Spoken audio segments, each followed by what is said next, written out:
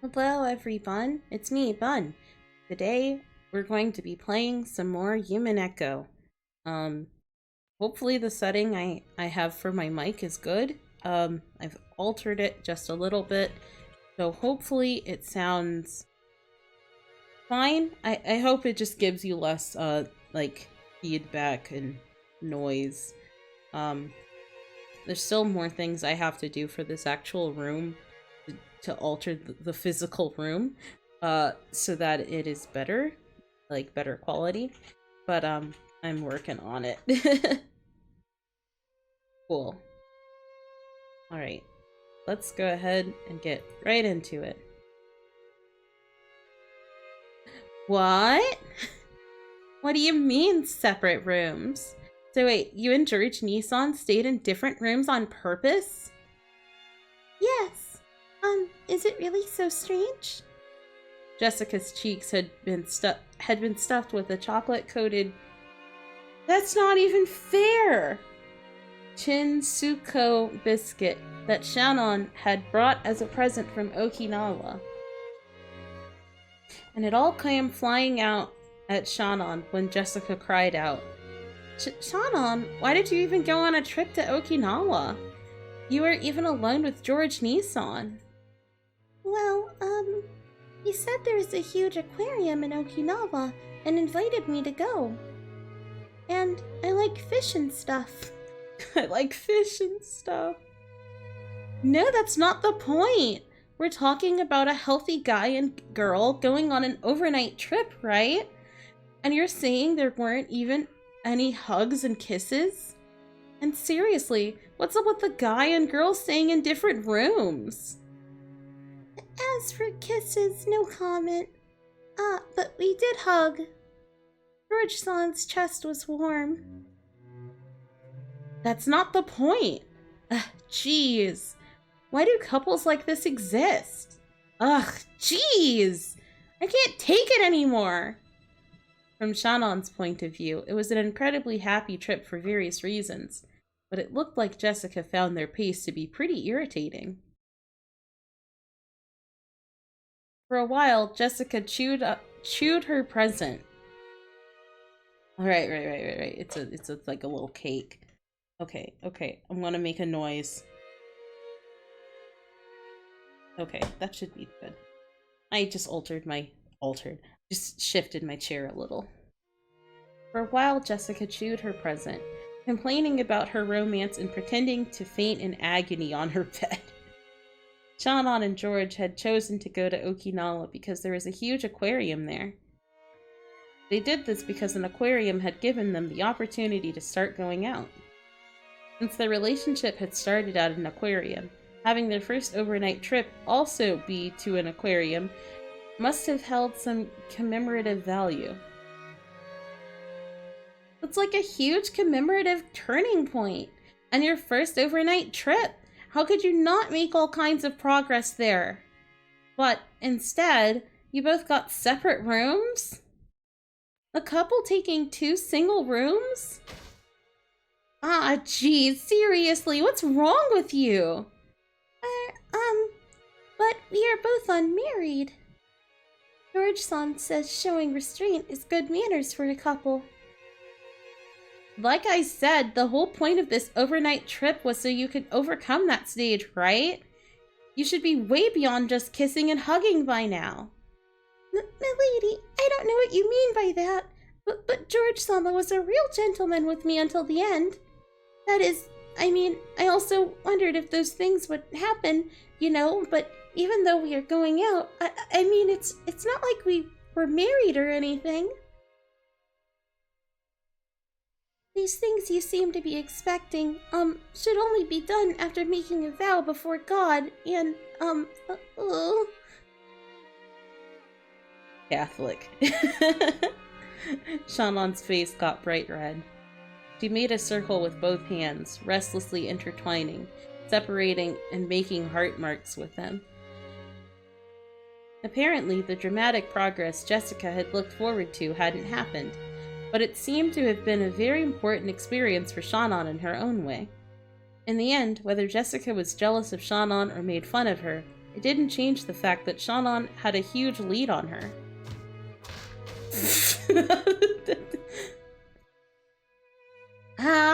I want a boyfriend too! I can't believe you got ahead of me! Even though we promised that we'd find boyfriends at the same time, you beat me! Ugh!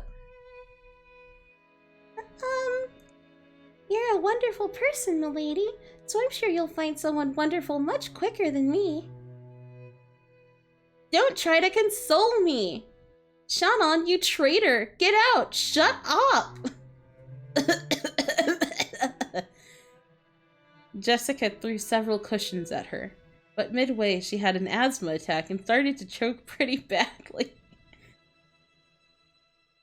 Shannon hurriedly ran over to a nearby side table and started searching around on top of it. A cute basket was placed there, and inside of it was Jessica's bronchodilator, or her inhaler. Shut up. Shannon picked it up and handed it over to Jessica. Jessica's asthma attacks always came suddenly. Because of that, she always needed to carry this medicine around. She breathed in the medicine, and after a while, managed to overcome her choking as her asthma finally settled down. Shannon thought this a good chance to leave and tried to exit the room after bowing courteously. As she did, one more small cushion came flying and hit Shannon on the head. She noticed that Jessica was on the verge of crying, half of her face buried in her last and favorite cushion. That face was red and meek. Milady? Shannon, be honest with me. Is my hairdo and stuff weird? What are you saying? I think your hair is very beautiful. Then are my eyes strange? Or maybe my nose? Or is it the way I talk after all? Is that why I can't get a boyfriend? Of course not. Milady, you are wonderful enough as you are. And I think your charm will keep on increasing more and more from now on.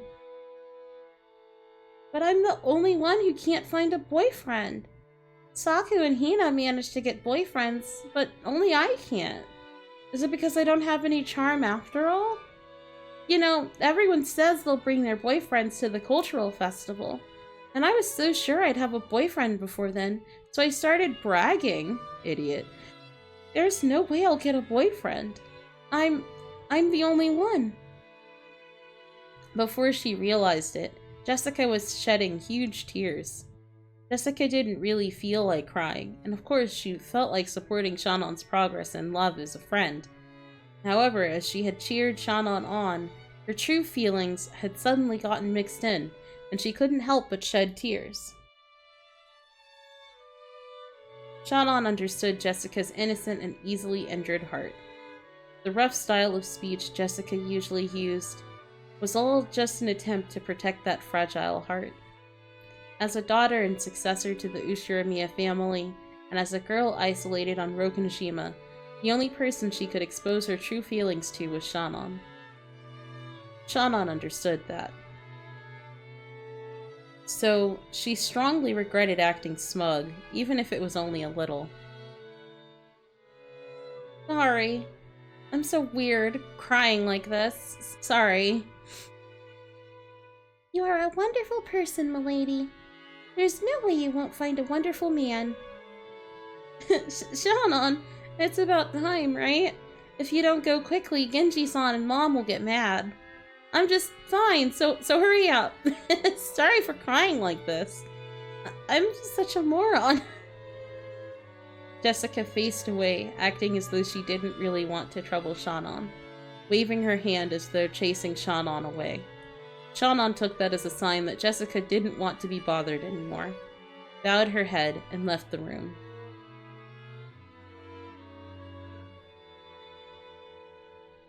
When Shannon's footsteps disappeared into the distance, Jessica lay down on her bed, still hugging a cushion. Her expression was still a little meek, with tears in her eyes. But for the first time in a long time, she had a very, very quiet and honest conversation with her heart. I also want to fall in love.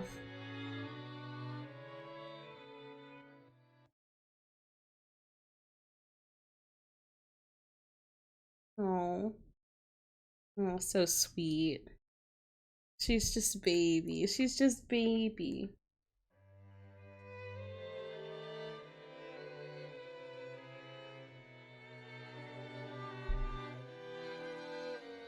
Zippy. As Shannon happily watered the flower beds in the garden, she sensed someone's presence. She turned around, thinking that if one of the family had come to visit, she must greet them. But what she saw was that witch. Beatrice-sama! It's been quite some time. How are you? Has your relationship with the one you love progressed since we last met? As Beatrice sat on the rose arch, she happily blew on her pipe. Sitting in a place like that would crush the roses, and it might have been dangerous if the arch fell over. But this was a witch after all. Showing concern for her safety was probably a waste of time. Yes, thanks to you, it's going smoothly. Naturally, the effects of my magic are immediate. Perhaps you feel your meeting was a predetermined fate. However, that is a mistake. Don't even think fate has anything to do with it. I understand that. The witch was calling attention to something. Two things, actually. First, that Shannon's relationship with George was a fate that'd be absolutely impossible under normal circumstances. Second, that the power of the witch was great enough to overturn that fact. Shannon had just gotten wrapped up in those sweet days, and had started believing the illusion that all fate revolved around her. But she remembered the witch's words. Originally, her relationship with George had been impossible. No, it might be impossible in the future as well. Sorry, please forgive me. It's just like doctors. You cling to them when you're worried about your health, but after you're healed, you forget to even thank them. I've never been thanked as a witch, so I couldn't help acting a little rudely. Forgive me. The gratitude I feel has never slipped my mind. It's thanks to your power that I was able to achieve happiness, Beatrice-sama. And without that power, the fate that brought me and George-sama together would have never happened. I have never forgotten that. Sorry. It's not like I came here to bully you. Being rude is just part of my personality.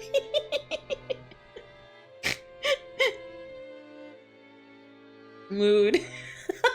No, it's not. Do forgive me. More importantly, I heard! So you went on a trip alone with him. I imagine it must have been quite fun. Yes, it was very, fun. Shannon's face suddenly lit up. The witch laughed lightly, as though amused by the speed of that transformation. God. Already, the one you care for is more than the object of one-sided love. You are a pair of lovers now. When two people are filled with love, nothing else is needed to establish a complete world. Perhaps you could call that a wonderful ideal world.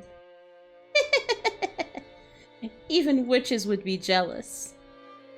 Beatrice laughed pleasantly. That smile made her look as though she blessed the lovers' rendezvous from the bottom of her heart, without a trace of malice. After that day, Beatrice had shown herself before Shannon every once in a while.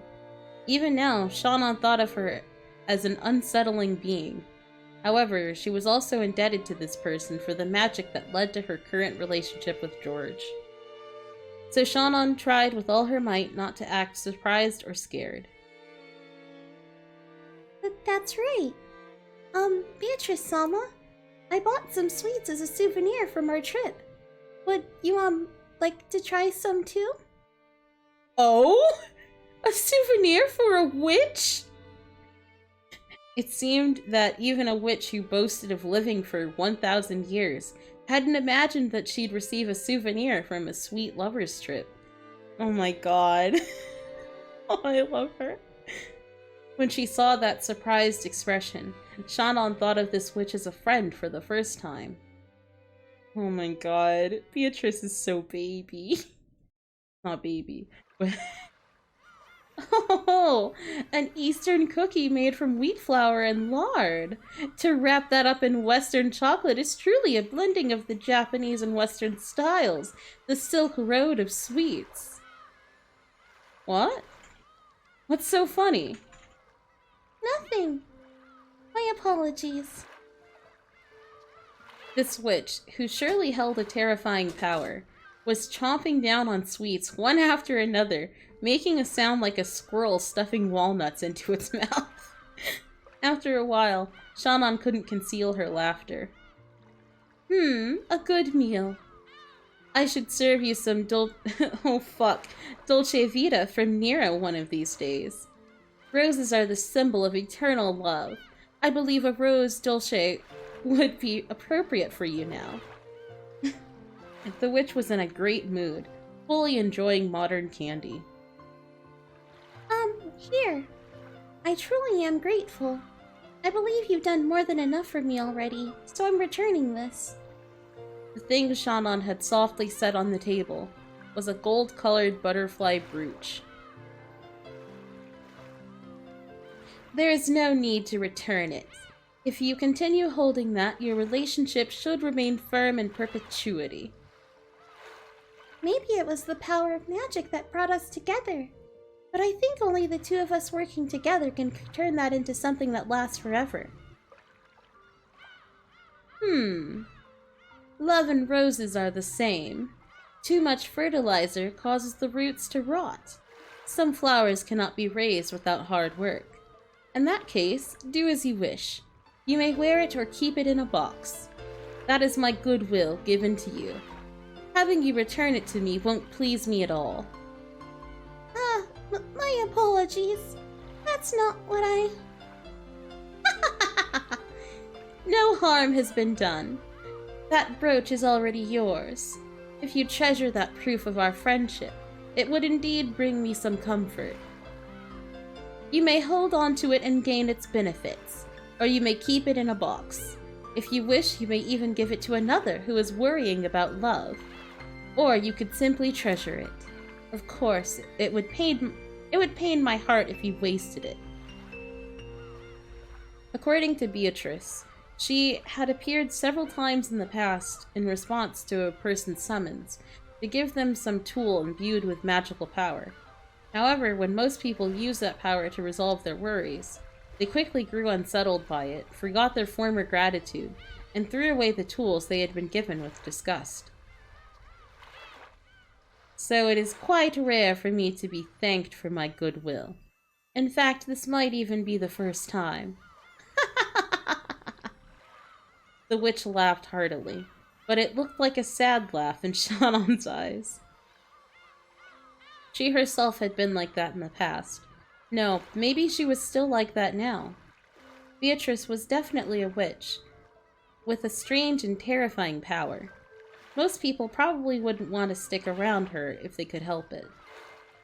Surely, even those who had relied on that strange power sometimes felt fear rather than gratitude as a result.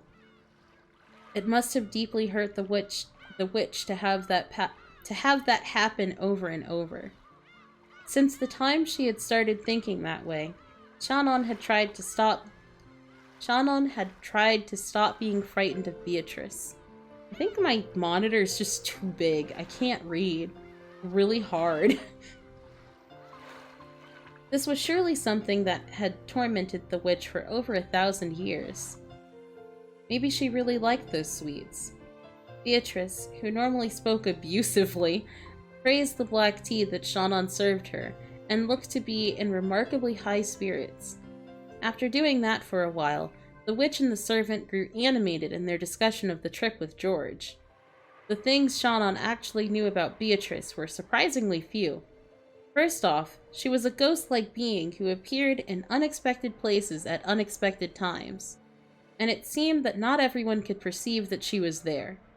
Apparently, everyone has something called a wavelength, and the ability to perceive witches varies greatly among different people.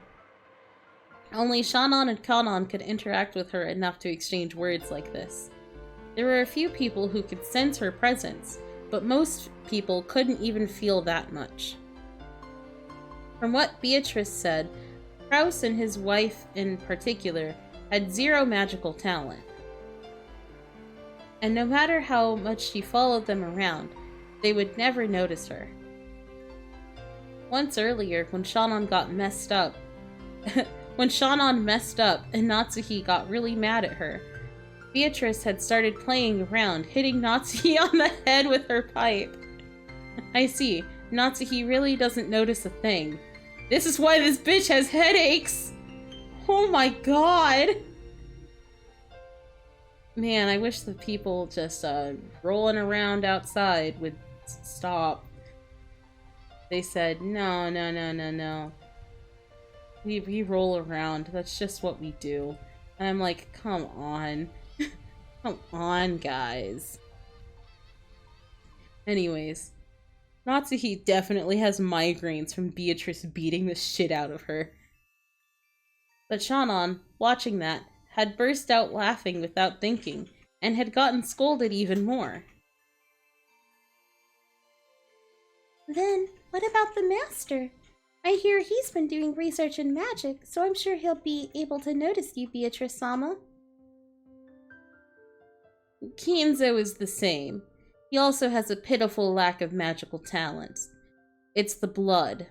He has so little talent that I pity him. As soon as they started talking about Kinzo, it felt like the atmosphere around Beatrice changed.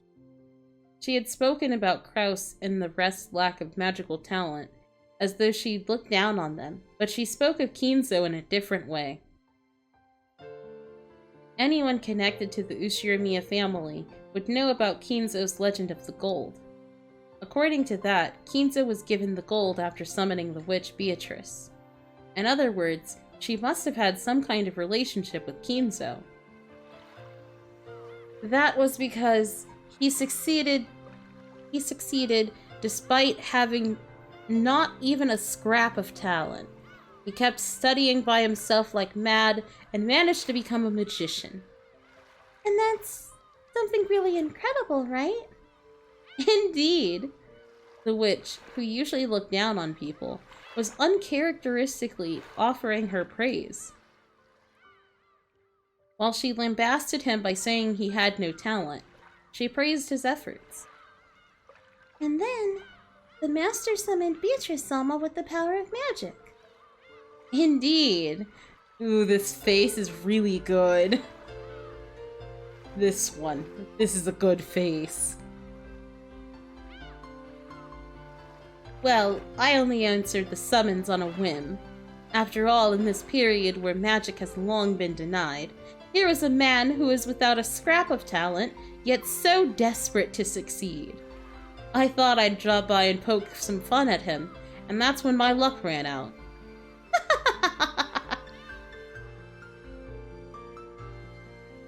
Her choice of words highlighted how much of a disaster this had been for her.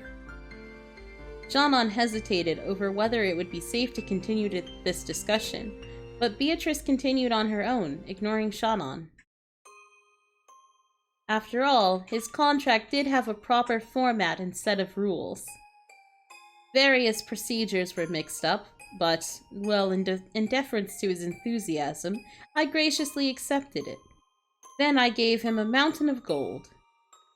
And then the master used that gold and succeeded in business, and grew his wealth into what it is today. Indeed. His talent in magic was minimal, but it seems he had a knack for business and gambling. Or perhaps it was due to the bravery and madness that led him to risk everything on unreasonable bets. Madness sometimes acts as a magical power. I see if you look at it that way. Perhaps it isn't quite fair to say he was completely lacking in magical talent. Shannon felt like she was daydreaming. While everyone in the Ushiramiya family knew the story of how Kinzo idolized black magic, summoned a witch, and received the gold in and received the gold. In actuality, it was all rambling that no one believed in. Yeah, right, gambling? I feel like that should be, like, important. And now, Shannon was having this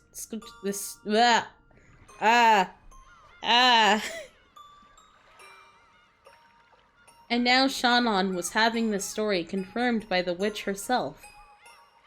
She felt a little flustered by this incredible secret that only she knew.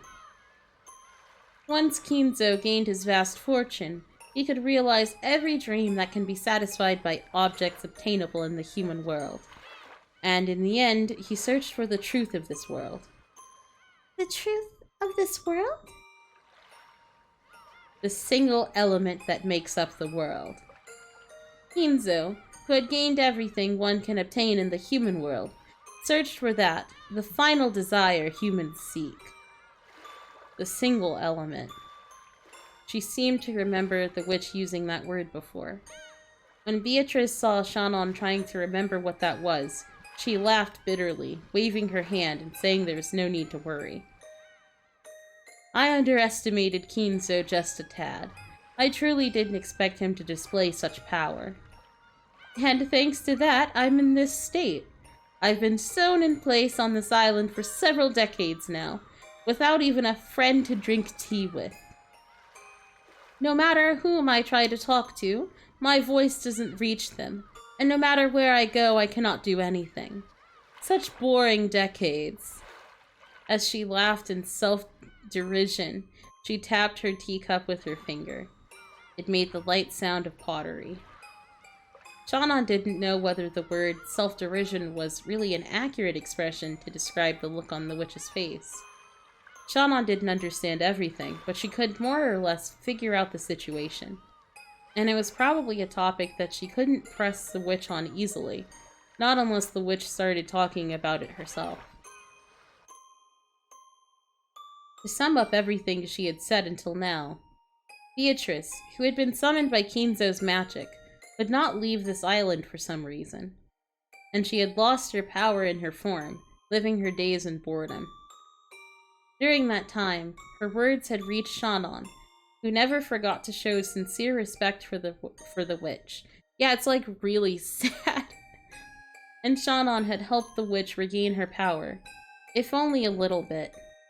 As a result, it was now possible for the witch to drink tea with Shannon like this.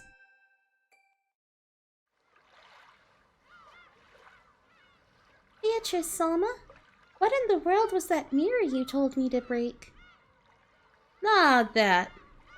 Long ago, it seems various things happened on the islands around this area. Because of that, malignant forces gathered here and began to draw in an evil distortion. It seems a traveling Eastern magician or something built a shrine for the repose of souls and sealed them in there. That in itself has nothing to do with me, but unfortunately that magical power rested on a different foundation than mine. It created a strong interference with my magic, and was extremely bothersome. Is that how it was? And I just assumed it existed only to seal you, Beatrice-sama. I was not its target, but it was a divine mirror. As a result, my power was sealed away. To use food as an example, maybe it would go something like this. Please don't tell me the soup analogy again. Please don't tell me the soup analogy again. You don't need to tell somebody something 3 times. Oh god.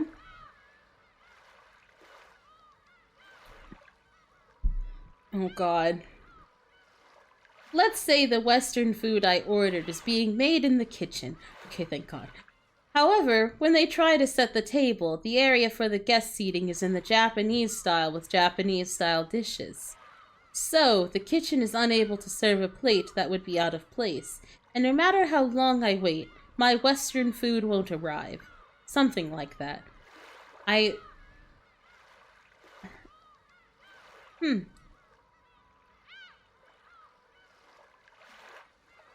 Okay. I guess. So you destroyed that Japanese-style guest seating and returned the area to a blank slate for a time. Thanks to that, the meal I had ordered was finally delivered, and my power came back, you could say. However, so far, only the... Why would you do this to me? Only the appetizer has arrived. It will still be quite some time before the main dish. As I am now, I'm even more fragile than a shoe store fairy.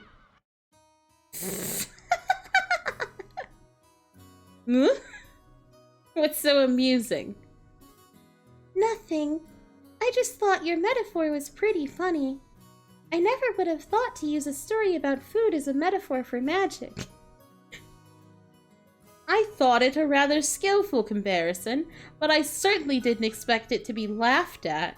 Oh my god, this face! Oh my god, this face! I love her, she's really good. I'm a bit offended! A slightly sulky expression rose to the witch's face. It wasn't a strange expression at all to be appearing on the face of some friends as they enjoyed their tea. And although I may not look it, I was known for doing extremely brutal things in the past. I've gotten soft. Now I can even have a foolish discussion while drinking tea with a human.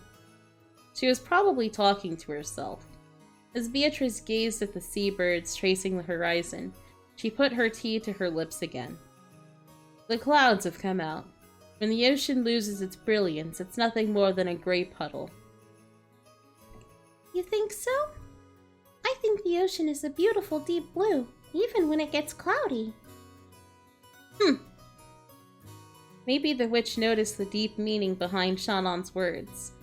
She laughed lightly and set down her empty teacup. It seems those things buried in your eyes aren't black pebbles anymore. How is it? Do you see how it feels for furniture to be reborn as a human? Yes. I never knew the world was this kind.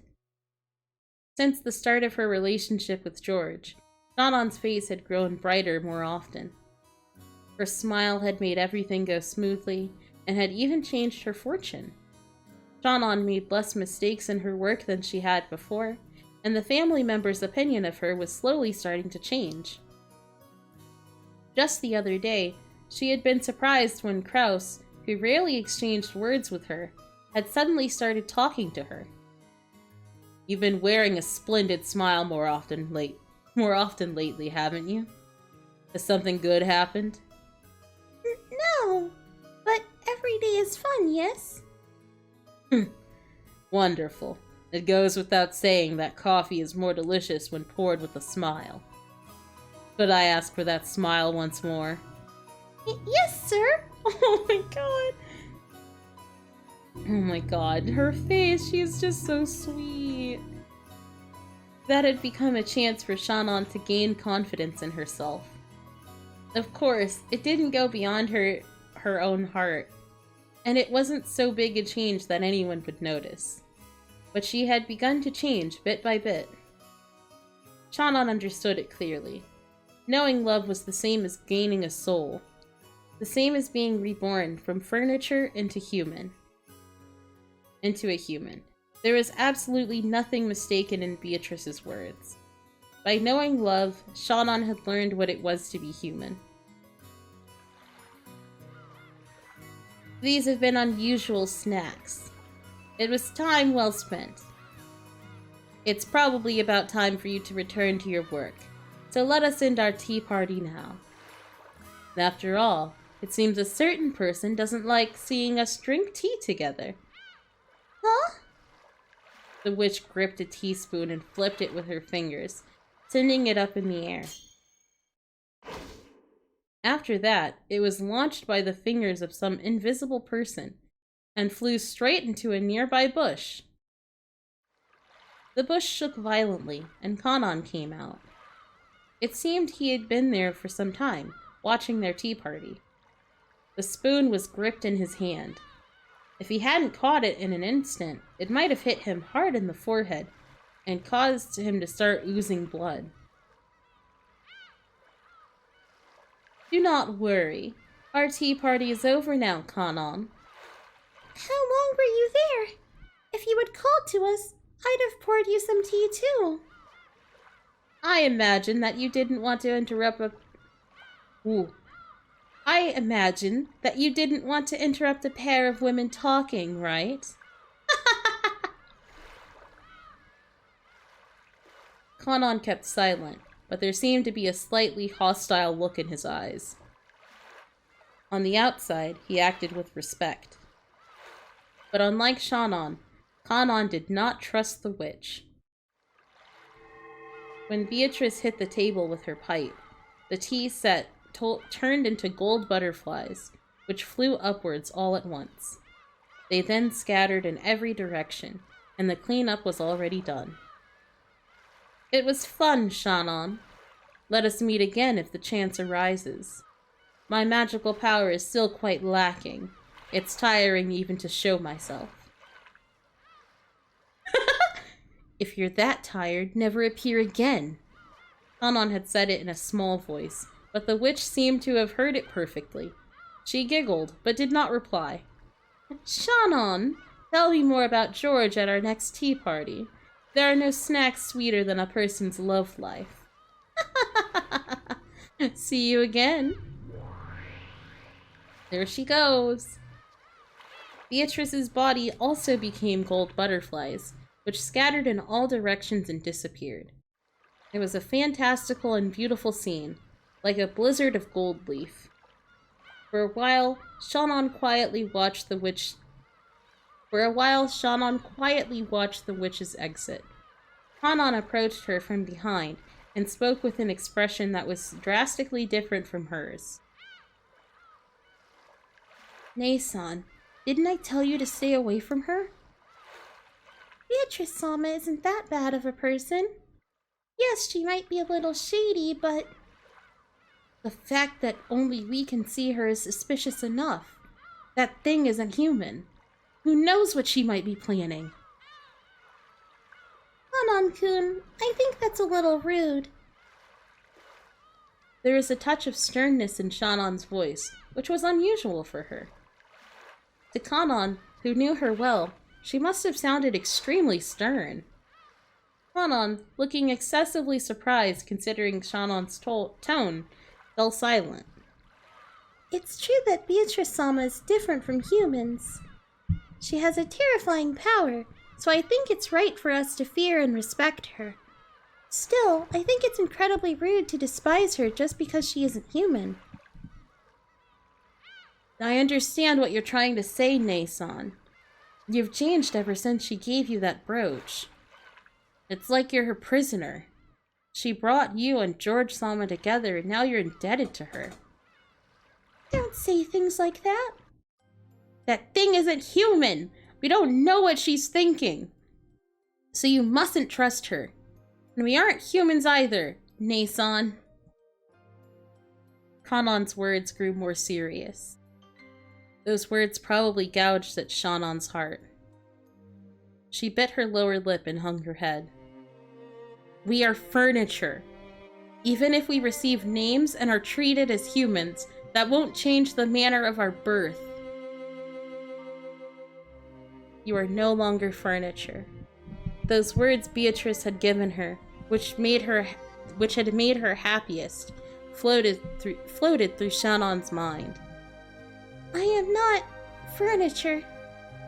No, you are furniture. We are less than human. Nei-san, you're just pretending to have forgotten, pretending to be human. Oh, this is really fucking upsetting. Oh my god. Oh. You know that as well as I do. I am not furniture. I'm human. No, you aren't. We have never possessed what it takes to love or be loved. Kanon's criticism seemed to have shifted away from Shannon's meetings with the witch. Shannon picked up on that quickly. I heard from Milady. Seriously, what were you thinking? I can't believe you would go on a trip with George-sama. You've forgotten your place as furniture. You've just been tempted by that witch, mistakenly believing that you've become human. Listen, Kanon-kun.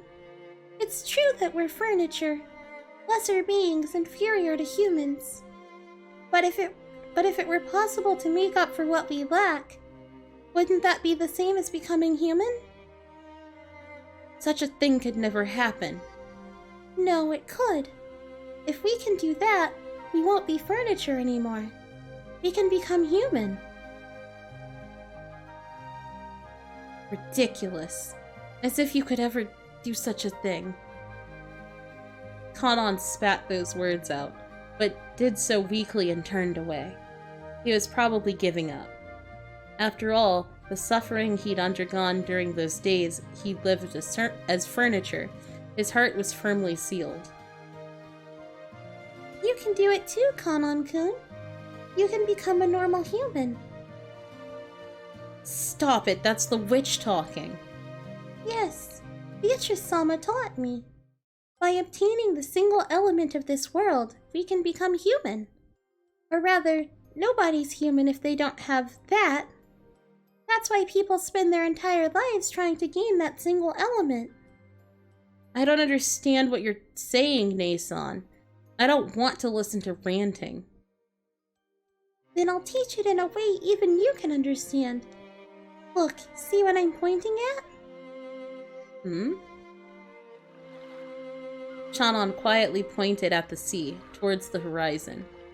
Kanon didn't understand what she meant, and couldn't do anything except look between the horizon and Shannon's expression, which seemed to be posing a riddle.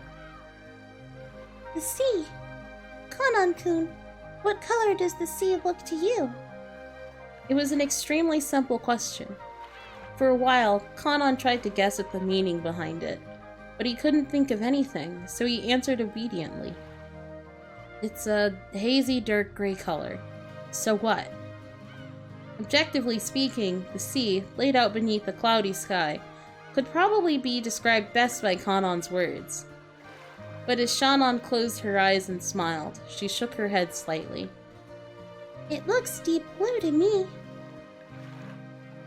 Is that what you mean? Like how Japanese people use the word blue to refer to a green traffic light? What? Wait. What? Wait. What? No. The sea is deep blue. If I understand and you don't, then that's the difference between us. Kanon bit his lower lip and was silent for a while. I'm sorry, I'm just supposed to keep clicking through this and not go, wait, what?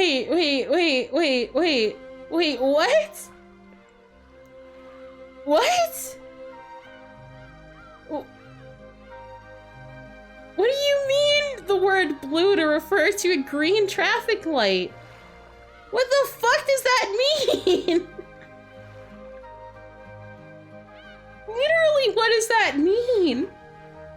Is that just a thing? Is this just a thing? What?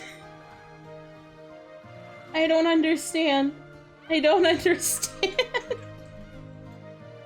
I get.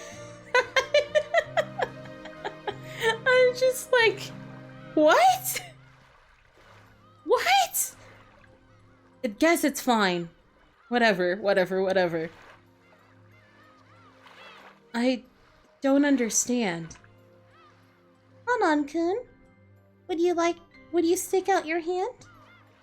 As Kanon was taken aback, unable to understand what she was saying, she took his arm and opened the palm of his hand.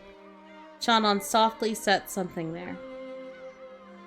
It was that magic brooch, which she had received from Beatrice. A magic charm shaped like a gold butterfly that could bring love to fruition. This is hers? No, this is mine. So think of it as me, and treat it with respect, okay? After being spoken to like that, he couldn't just throw it away.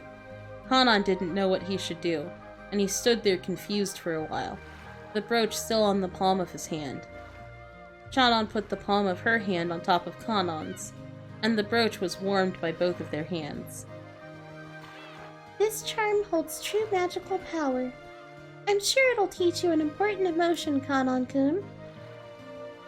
There's nothing to be learned from that person's magic. No, there is something. So wear it. If that's embarrassing, I hear it's okay if you just hide it in your pocket. Ridiculous. As if I'd let the magic of that person lead me astray. Even as he said that, Kanon couldn't be cold-hearted towards something Shannon was urging him to take. In the end, Kanon took it and agreed reluctantly, saying he'd prove that he wouldn't surrender to the witch's power. Shannon smiled and nodded back. I'm sure you'll be able to learn something important from it. And I'm sure you can become human. And when you do, I'm sure this ocean will look like a beautiful blue to you as well, Kanon-kun. Gray is gray no matter how many times you look. That's wrong, Kanon-kun. It only looks like that because you have no...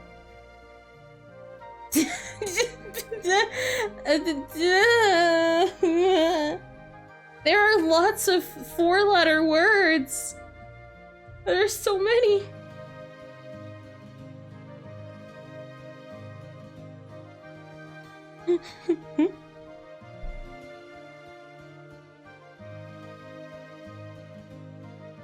You have no fuck.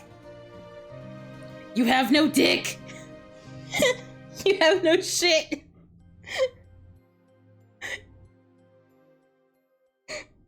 You have no girl.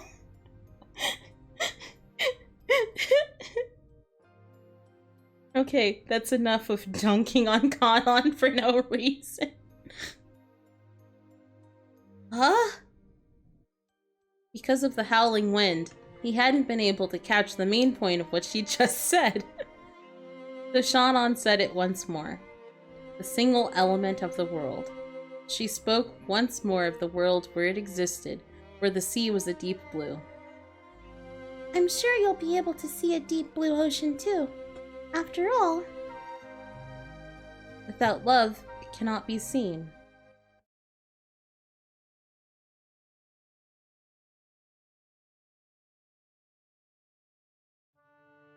Who is that? It is Kanon, Master. It was rare for Kinzo to leave his study. I'm just like, damn, old bitch took a little walk. He's outside. How nice of him. However, the fact that he didn't... Oh god. However, the fact that he had didn't mean his noble research had been suspended. He may have left the study because of a change in mood, but that didn't mean the thoughts filling his head were any different from those he had while inside the study. Kanon knew that no matter what the time, speaking to Kinzo when he didn't want to be spoken to would always disturb his research. It's cloudy out there. Will it get worse? Yes. According to the weather report, it could rain at any time. Shall I bring an umbrella? It will not come to that. Leave me alone for a while. If my children ask, say that you do not know where I am. I am busy on a journey through my own thoughts. I forgot how fucking weird Kinzo is. Certainly. Then, if you would excuse me. Before Kanon finished bowing, Kinzo had already returned to his own world, having forgotten Kanon's presence completely. And once again, he began rambling to himself. Amidst those words, the name of that witch popped up many times. Oh, Beatrice, my hand will not reach your smile. What can I do to revive you? What can I do to make you smile at me once more? What is lacking?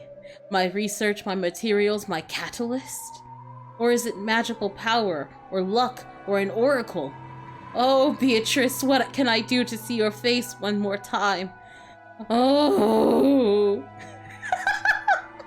I keep forgetting how fucking pitiful his crying sprite is.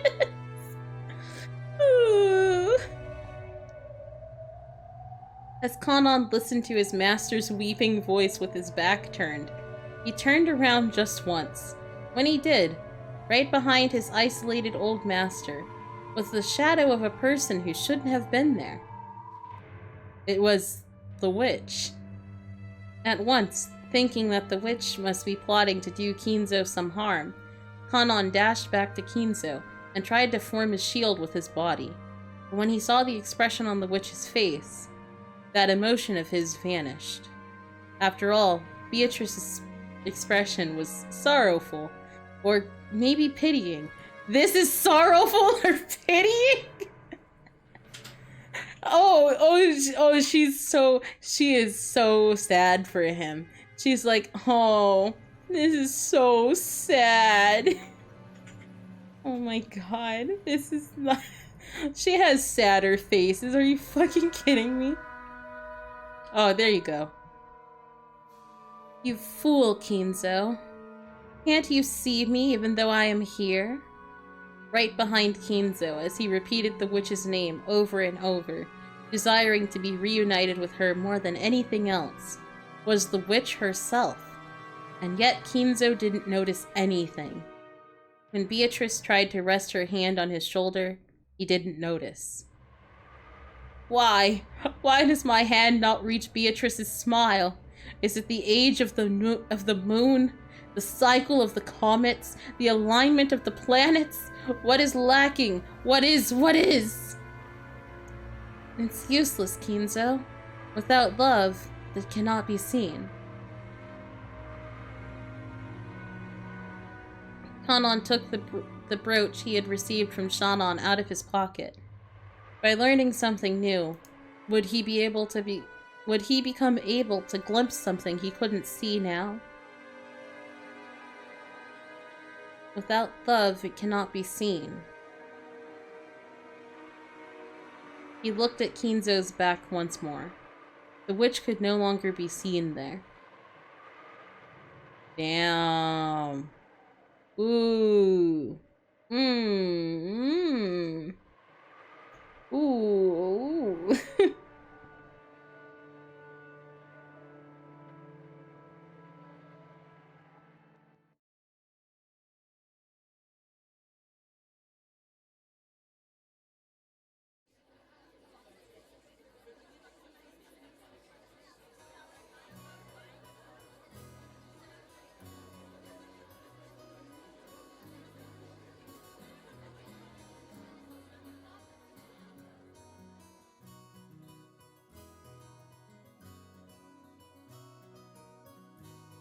One second.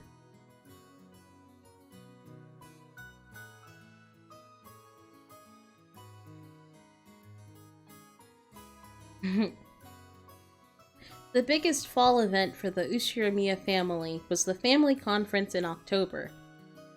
But to Jessica, there is another major event that came before that, the school cultural festival. Jessica liked school. To her, it was a place where she could let out the stress she'd built up from the rigid lifestyle she was forced to lead at home. For today's cultural festival, she'd formed a group with her friends, and had announced that they'd perform some light music on a temporary stage. Oh my god. She had prepared and practiced for this over and over until today, always anxiously awaiting this day's arrival. But there is one thing that worried her. She looked at the clock. There was still a little time, but she felt uneasy. Would that person really come? After taking a single deep breath, her heart jumped when all her friends suddenly started speaking in shrill voices.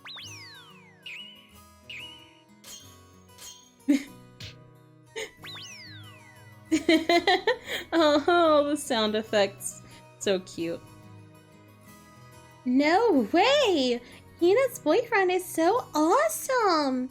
Isn't he? Ren's boyfriend looks really smart. Is it true that that guy's a glasses beast? No way! My husband will be a pretty boy! That's not really a giggle, that's just like the devil. No, it's just Maria. It may not be like this for all girls, But at least Jessica's school, the cultural festival was basically a boyfriend exhibition. Okay? Jessica didn't have a boyfriend. She had many friends of the opposite sex, but no special only one. But Jessica was a little famous around the school, and everyone thought it'd be natural for her to have a fitting partner. A boyfriend exhibition. Right? Furthermore, her pride had led her to pretend that this was true. She'd somehow managed to keep them fooled until this year. But for various reasons, she hadn't been able to escape this year's cultural festival. Jessie, is your boyfriend here? What? No, looks like he's not here yet. Maybe he's busy with work. So what kind of person is he, Jessie? At least give us a hint. What kind of relationship? What kind of relationship? Awesome! So he's a working man? Will he come in a suit? Of course he'll be wearing glasses, right? Yeah! Hey! He actually doesn't exist, right? If you come clean now, we'll let you join us. Let's cry together through this year's cultural festival! No. He exists. I told you, he really exists. Jessica's bitter smile was covered with cold sweat. It was starting to seem doubtful whether she really had deceived her sharp-witted friends.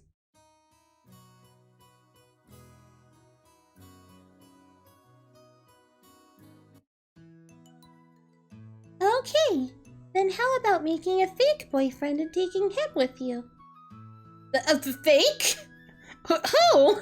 I can't think of anyone who'd do that. Shannon's ridiculous plan surprised Jessica into hysterics.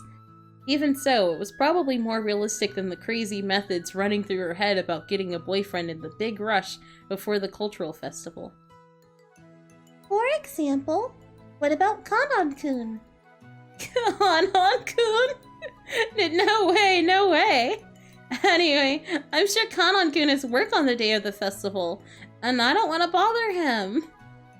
Of course, I've already checked the schedule. Kanon-kun has that day off. Why are you always so clever when it comes to stuff like this? No, wait! It'd be even worse if he's off! I can't pull him away from a precious day off just for my own vanity. If you don't pull Kanon-kun away, he'll always be shut away by himself.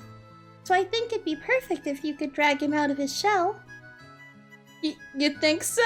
This is a good one. This is a really good one. This is a really good one. This is a really good one. Oh. No, but I'd feel bad for him. This is good too. I just really like Jessica. She's so sweet. Then I guess you're out of options. How about meekly confessing to everyone that you don't have a boyfriend? True, it may be terribly embarrassing, but you'd only have to endure for the short and yet long time before graduation. To a pair of lovers, there's no sweeter honey than there's no sweeter honey than the face of a single person with an inferiority complex. Star! Shannon! You aren't really worrying for my sake, aren't you? You're teasing me, right? Jessica wrestled about with Shannon, her eyes teary. But Shannon was unfazed, laughing with her usual smile. Yes, this is to get you back for making fun of me and George-sama all the time. Listening to Shannon's comeback, the likes of which didn't happen even once a year, Jessica hugged her cushion and rolled around on her bed, pretending to faint in agony. She couldn't stand Shannon's smile, which looked so triumphant. But right now, she was the only person Jessica could talk with. She could choke her to death with her cushion later. Is it really so bad, milady? It's a cultural festival, but it's also a chance for you to have fun with Kanon-kun. No, that may be true, but no. Jessica buried her head into her favorite pillow to hide the fact that her face had grown bright red. And she grumpily chewed the fingernail on her thumb. It really was a reaction to be appreciated. Shannon and Jessica were about of the same age, of the same sex, and friends. And they were both right in the middle of puberty, I guess. They could never talk enough about love. That's why they could talk freely about these topics to each other. So Jessica had heard a lot about how Shannon and George's love was progressing. And Shannon had heard a lot about what type Jessica liked, what kind of man she might be interested in. Judging by Jessica's reaction, it'd probably be rude for us to go into precisely what these things were. However, this story won't get anywhere if we just have Jessica rolling around forever, so let's dive in.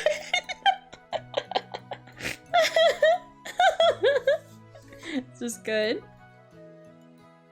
Jessica had been thinking about Kanon ever since he showed up. Oh my god. It was extremely rare for young men to visit Rokkenjima, so maybe it was natural for Jessica, a girl in puberty, to develop an interest in Kanon. But if anyone said that, it would destroy the romantic ideals of a maiden's pure heart and love at first sight. Shannon had been with Kanon a long time at the orphanage, so she'd known him since before they started working. So Jessica had asked persistently about what his hobbies were, what his favorite food was, what type of girl he liked. Even to Shannon, it was clear that Jessica was infatuated with Kanon. Damn. Damn, you ever get called out? Oh my god. Come on! Isn't this a good chance to take Kanon-kun on a date? but Kanon-kun might also have someone he likes, so wouldn't he take it badly if I made him go with me just to show off? People who aren't honest with themselves, like you, are... What was that word I learned from George-sama? That's right. I think it was Sundora.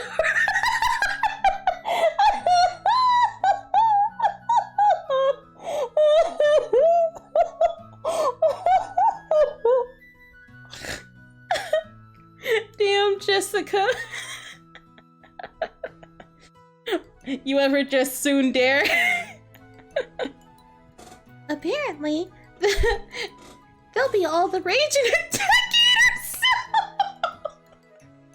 Oh my god! Oh my god! It got better! It got better! It got better!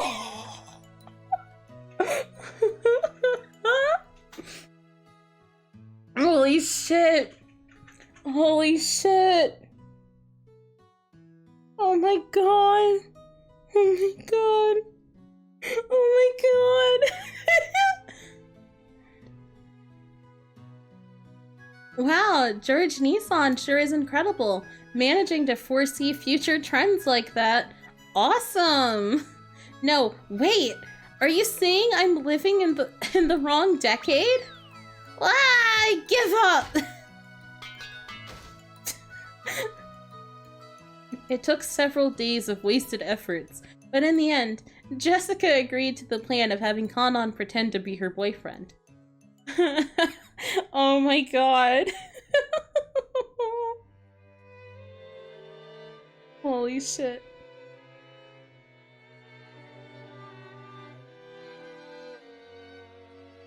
Yes, milady. Did you call me? Jessica regretted calling out at such a bad time. Kanon always looked sullen, but he had some bad days and some better days.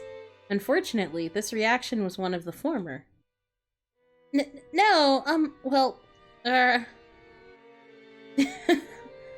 All that confidence and effort she'd built up practicing in front of a mirror all night was wiped out in about 5 seconds. Jessica turned bright red and hung her head. When he saw that, Kanon sighed. Jessica thought that he was exasperated with her, and her face went pale. I heard from Shannon. This is about having me go with you to the school cultural festival, right, milady? Huh? Nice one, Shannon. I mean, yeah, that's right, but, Do you have any plans that day? I was strictly ordered by Shannon to work specially for you on that day, milady. I have never been to high school, so I don't really understand. But I hear it's a place where girls can be shamed if they don't have a boy with them. Oh my god. And I was given special orders to see to it that the daughter of the Ushiramiya family is in no way inferior to the common people. Shauna, I'll beat you to death later! Jessica kept yelling with a strange voice and a broken smile, like a tea kettle filled with boiling water. As Kanon watched this, he sighed again. Kanon wasn't an idiot either. He fully understood what Jessica intended by inviting him. But to be honest, playing along with Jessica's love game seemed like it'd be nothing more than an annoyance to him. However, Shannon had asked him over and over. He was deeply indebted to her, so he couldn't refuse. And that brooch was in his pocket. Could this strange turn of events have been brought about by the magic power residing in this brooch? Ridiculous. But he remembered what Shannon had said to him that day. Could Shannon see something he couldn't? I don't understand Shannon's feelings. We are furniture. As if we could ever become anything more. It was a truly odd exchange between Jessica, who was still rambling on in a strange voice, and Kanon, who sighed deeply.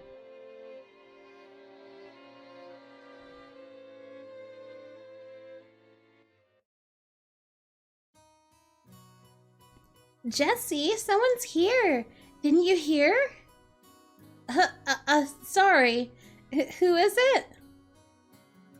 As my friends all gathered together, they are looking this way with hard-to-describe expressions, whispering to each other in small voices that weren't small anymore. My attempt to play dumb felt pretty transparent, even to me. Did I really just say, sorry, who is it? Like I don't know who just showed up. It's useless, my mind's going blank.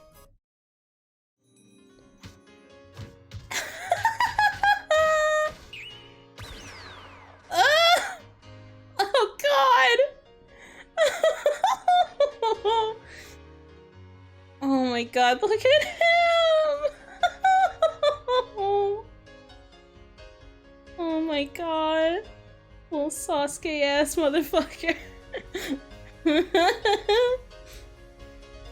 No way! Is that Jessie's boyfriend? He's so cute! Wait, he's real? No way, seriously? Jessica, you traitor! He's incredible! He's younger. I never heard he was younger. Where's Jessie's boyfriend? She really isn't a little kid. No! Hey! Aren't you late? I didn't know where the entrance was. I must apologize for my tardiness. Right, that outfit looks really good on you. Shannon said normal clothes wouldn't do, so he went and bought this the other day. Does it look strange on me? That's not true. Shannon, when I get back, I'll promote you 2 levels. It feels like everyone here is a girl. It's uncomfortable. Yeah, isn't it? Come on, let's not hang around here. Let's go to the stage, okay? Because I'll be up pretty soon. Come on. Jessica seemed just as uncomfortable. It looked like being bathed in everyone's interested gazes was hard on her. When he saw Jessica's appearance, Kanon thought he might have made things difficult for her by coming. I get the feeling I'm getting in the way. Am I being a burden? I told you, no way! Please tell me at any time if I start getting in the way. Yeah, no way, he calls himself Boku!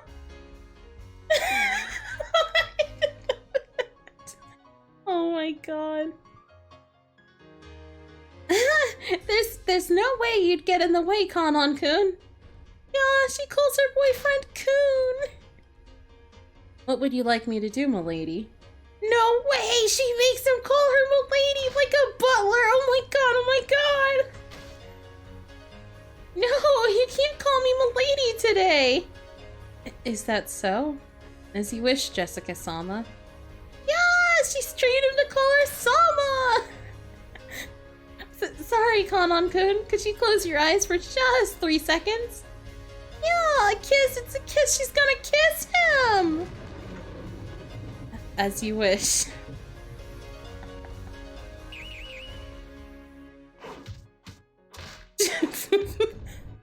Jesus Christ.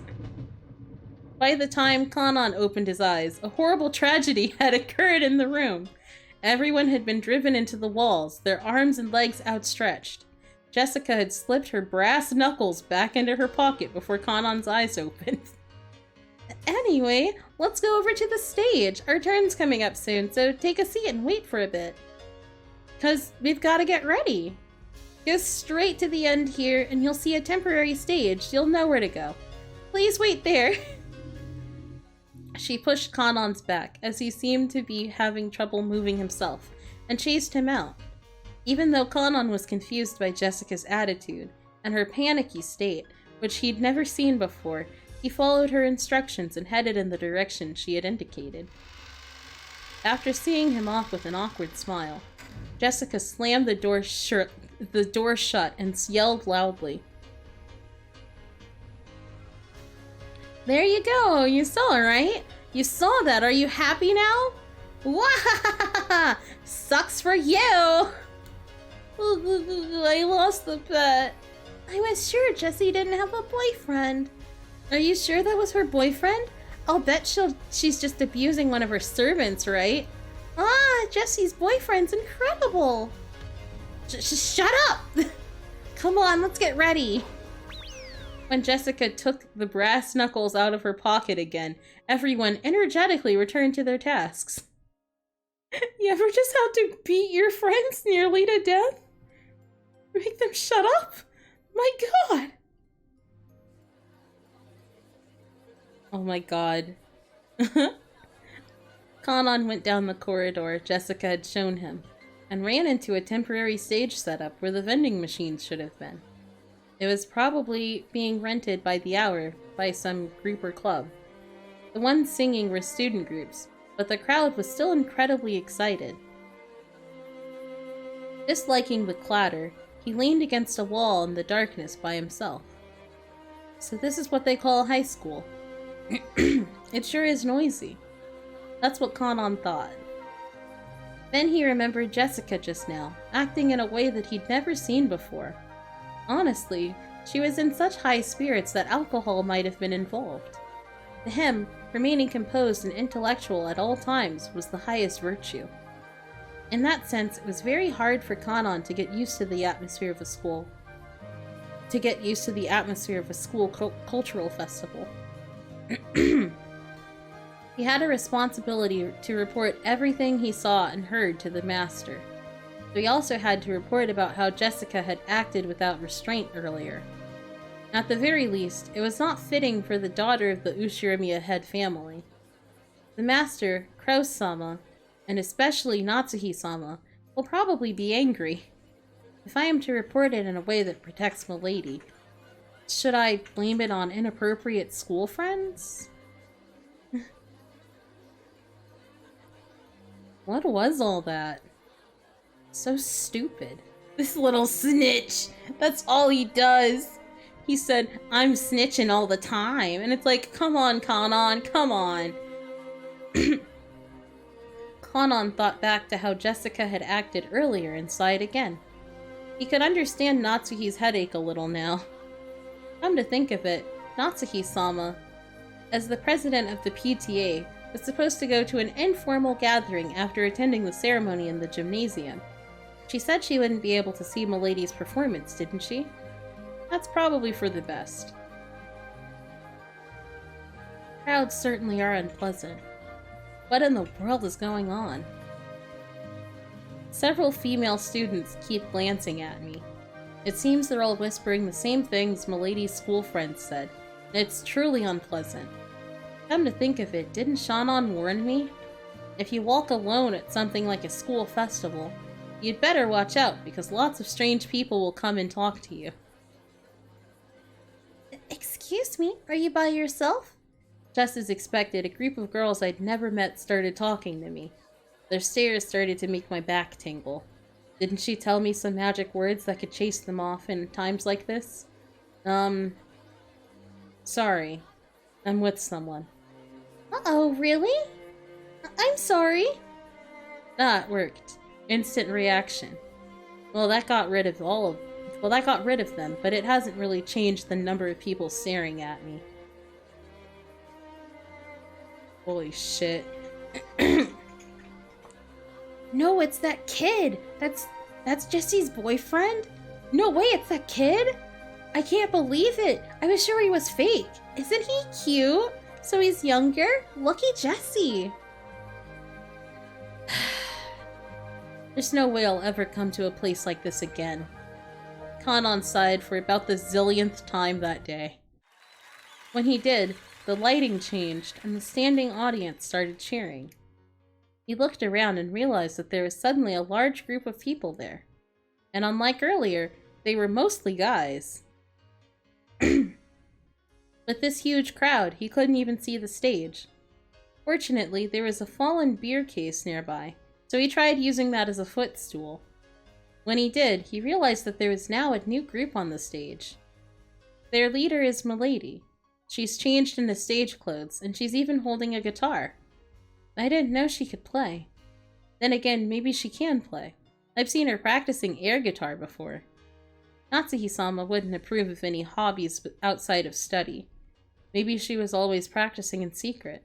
Come to think of it, she's been returning really late from school recently, hasn't she? Maybe she's been practicing at school, far away from Natsuhi-sama's prying eyes.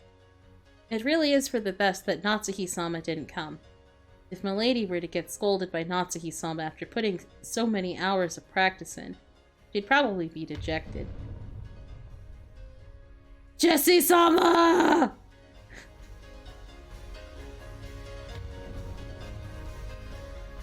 Everyone, thanks for gathering here today! I could hear Jessica-sama's forceful voice through the speakers. Jessie-sama? Maybe that's her nickname at school. The students in the audience kept calling out that name. I'm a little offended by that crude name. It's inappropriate for Milady. Jessica-sama was in high spirits as they kept shouting Jessie-sama. Everyone here was probably a fan. Her mic performance picked up on that and electrified them even more. It was almost like a music program on TV. At first he thought this was all silly, but that feeling had changed into appreciation. It was incredible in its own way. Kanon never listened to music of his own free will, but he'd often heard the kind of music the Ushiramiya family liked. Since it was almost all classical, Kanon had naturally taken a liking to that kind of music.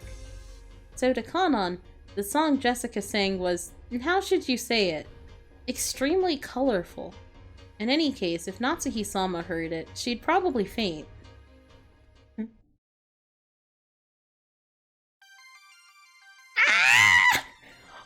Oh my god.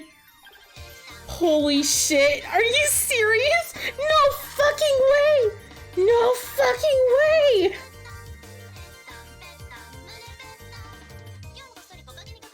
Holy shit. I thought this was a joke! I thought this was just a joke for the fucking anime! No, it's really here!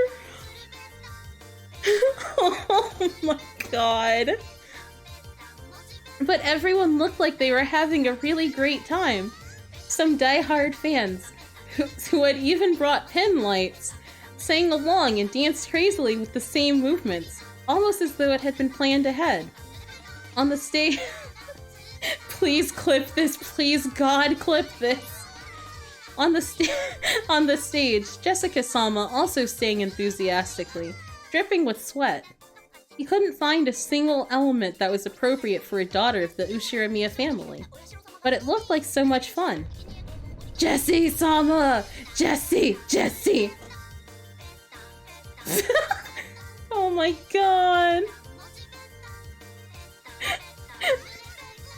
Again today, behind me, the sound of footsteps. Oyashiro-sama is stalking me. Curses! Disappearances, sacrifices, torture.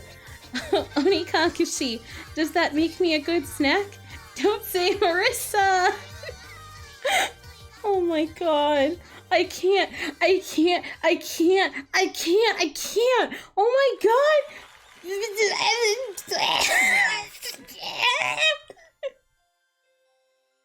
Holy shit! Holy shit!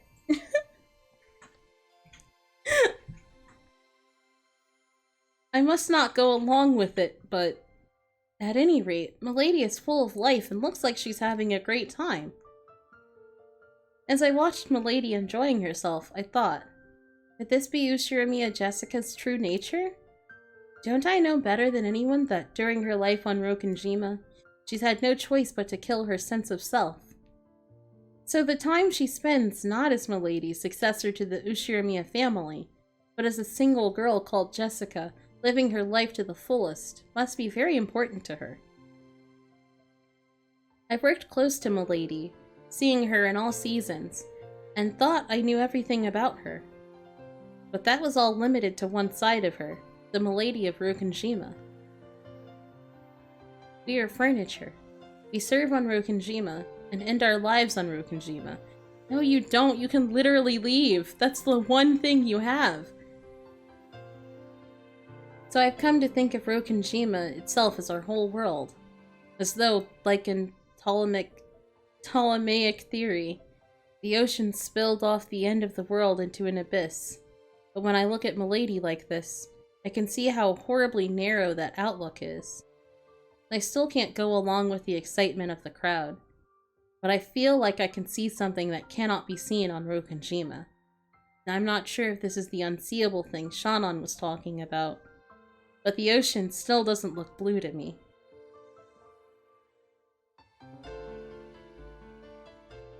Wow, what the fuck?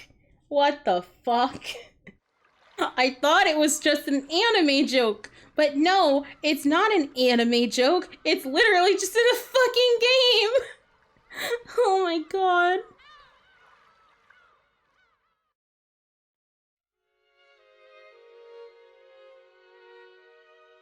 Wild. Wild. What the fuck? Wasn't the cultural festival at Jessica's school today?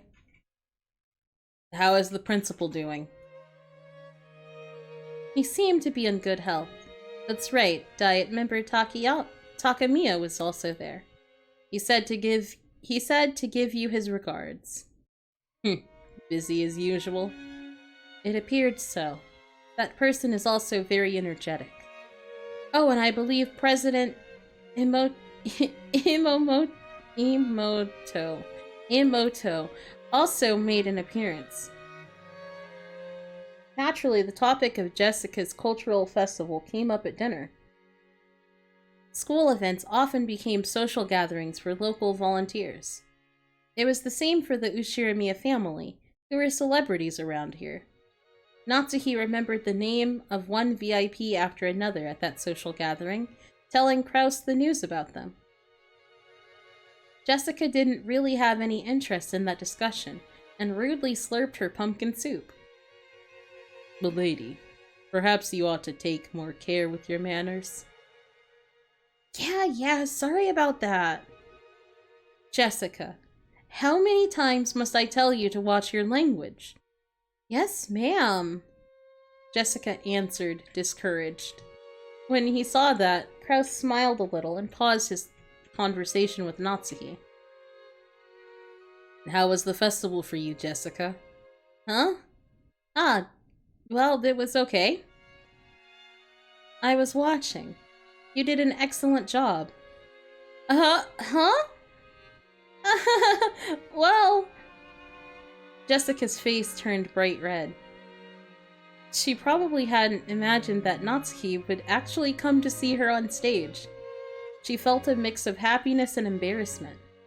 Actually, she hadn't really wanted her mother to watch, since she didn't want to be told that her music was inappropriate for the Ushirimiya family. But it certainly didn't make her unhappy to hear a parent say she'd done a good job after watching her try her best. Jessica acted with both composure and dignity. Fitting behavior for the student's representative. Oh, yeah. The smile that had been there until a second ago crumbled like sand. Jessica immediately realized that her mom was talking about something different. Jessica was also the school's student president. She had no interest in doing something so annoying, but her parents had been pushy, so she grudgingly accepted. Unfortunately, she was popular at school, so she won the election easily. So Natsuki was praising her for the student council sponsorship ceremony at the beginning of the cultural festival. Actually, she had just carried that out half-heartedly. After that, she immediately met up with her friends and held a stage rehearsal for the rest of the time. That experience of standing above people and bearing responsibility will surely prove useful in the future. I'm sure it will help Jessica mature as a member of the Ushiramiya family. Oh, I guess that was Kraus. But you rushed a little while giving the greeting. You get a pass on content, but the fast pace of your speech lessened the impact. It might help if you developed a habit of pausing every once in a while. Yeah? This is so sad. After she finished eating, Jessica didn't feel like going straight to her room. Her room was basically the place her parents had ordered her to be. So perhaps for Jessica, instead of returning to her own room, being in an unknown location in this large mansion was a meager form of resistance.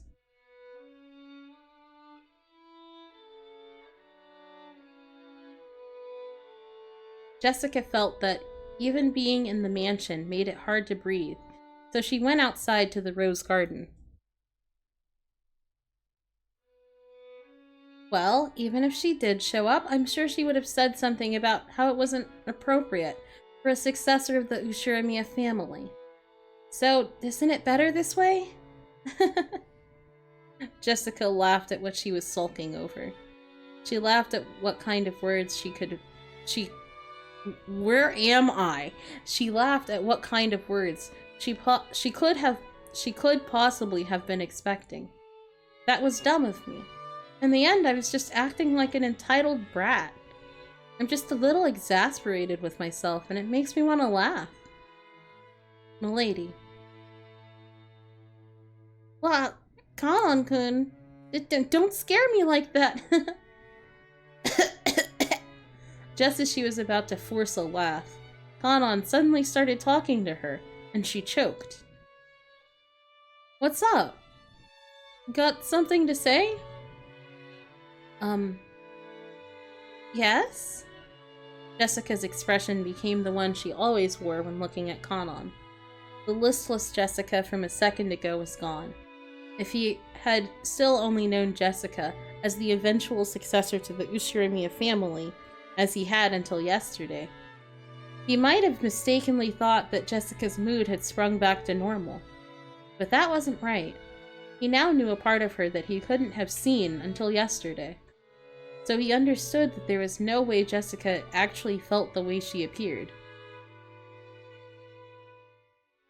Oh, about today's cultural festival. Well, thanks for coming with me so I could show off. You saved my butt out there. That song. You were really good. What? Really? You're embarrassing me. Even though she had heard the words she most wanted to hear, Jessica acted shyly and couldn't accept them openly. I cannot sing, and I don't know how to play any instruments other than the harmonica and the recorder, which I learned in elementary school. So I simply assumed you were the same, milady. At the time, Kanon had never felt as though he'd been looking... He can play the harmonica! I wish I learned the harmonica in fucking elementary, that'd be cool. At the time, Kanon had never felt as though he'd been looking down on Jessica in this way. But all the people he'd seen playing special instruments were on the other side of the bronze tubes in the TV. At the very least, He'd been under the impression that it'd be impossible for Jessica. I am furniture, so I didn't believe there was any need to sing or play instruments. But I'm not sure anymore. Seriously, Kanon-kun, enough with that I am furniture business. That's like a proper attitude you servants are supposed to have, right? Servants are supposed to be like living furniture. Genji-san says it a lot. It isn't just a proper attitude, because we really are furniture. I know the kids from the Fukuin house receive assistance from grandfather in various ways, and I realize how grateful you are for that. But it's a bit cruel for you to have to call yourself furniture just because of that. We're all human, aren't we? Kanon-kun, when you saw me singing, what did you think? It looked like you were having a lot of fun. I don't think that's true. Huh? You didn't just think it looked fun. You were envious, weren't you? That's not... Kanon probably hadn't noticed that emotion himself. Most likely, Kanon saw something he'd never seen before, learned about it for the first time, and felt envious. And to trick himself out of that emotion, he'd called himself furniture over and over. I know I'm a successor to the Ushiromiya family or whatever, and, well, I'm sure there'll be a lot of annoying stuff to do from now on. As far as that goes, I can't do anything but give up. Oh god. I can't do anything but give up, since I was born under an unlucky star. Probably, just like you had to live at the Fukuin house, I don't have a choice either. I couldn't choose the stars under which I was born. That may be true. But there's one place where you and I are completely different. Know what that is? I am furniture and Milady is not. He was about to say that, but stopped. I do not know. Kanon-kun, you decided that your fate determines everything about you, and you gave up. But I can't accept this kind of fate, so I do the best I can. So, while there's still the rigid and cornered me that's gotta stay as the daughter of the Ushiromiya family, I've created another me that can do what I like to do to the fullest. Another you? Yeah. Kanon-kun, you've been instructed to say, because I am furniture. I'm sure you've gone through a lot of tough times just because of that. I think that's really unfortunate. But the idea that your entire life will be decided by that alone just seems sad to me. You know, it's always possible for people to create another self inside them, a self that they can truly grow to like. I'm not talking about escaping from reality, okay? When I'm that other self, I can really feel like I'm living a great life. So no matter how constrained and boring everyday life gets to be, I can always live on without suffocating.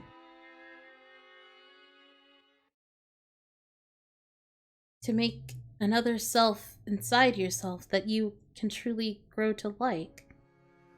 To make another me, one that isn't furniture.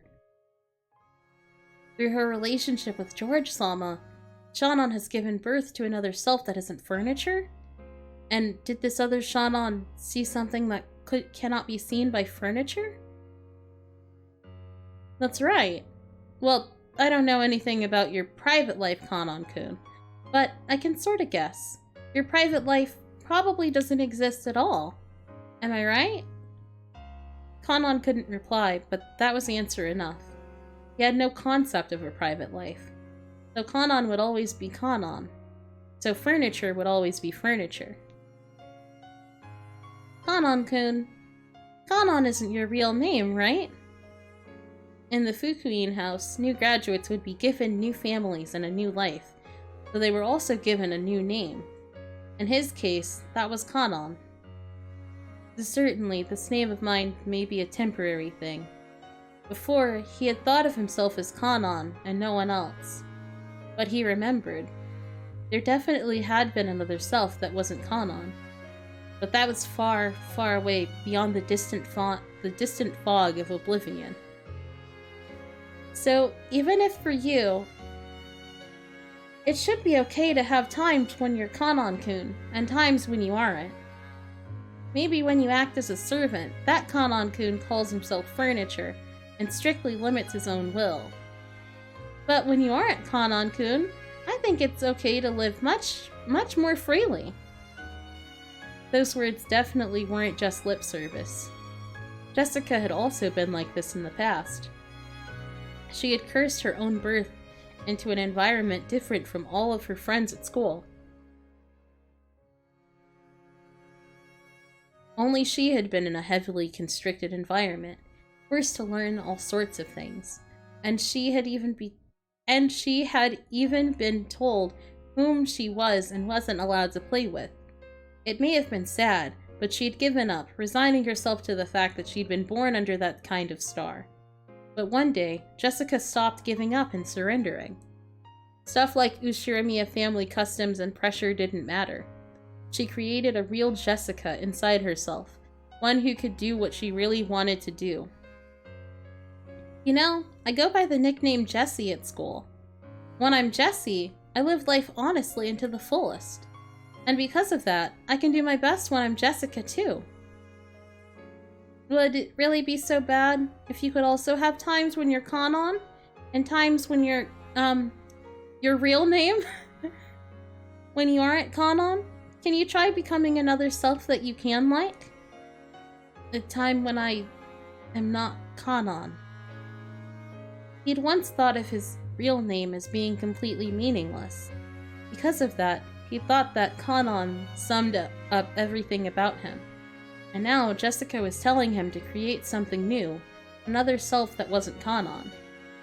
Kanon-kun, if you don't mind, tell me, what's your real name? He was silent for quite some time. Maybe Kanon's real name had risen to the tip of his tongue.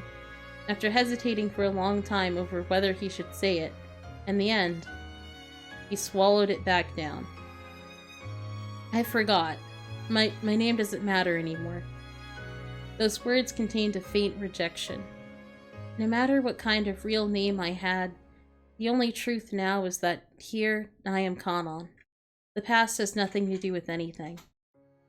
The materials with which furniture is made, be it a trunk of a tree or otherwise, are meaningless in the end. I told you to stop that! You aren't furniture, you're human, right?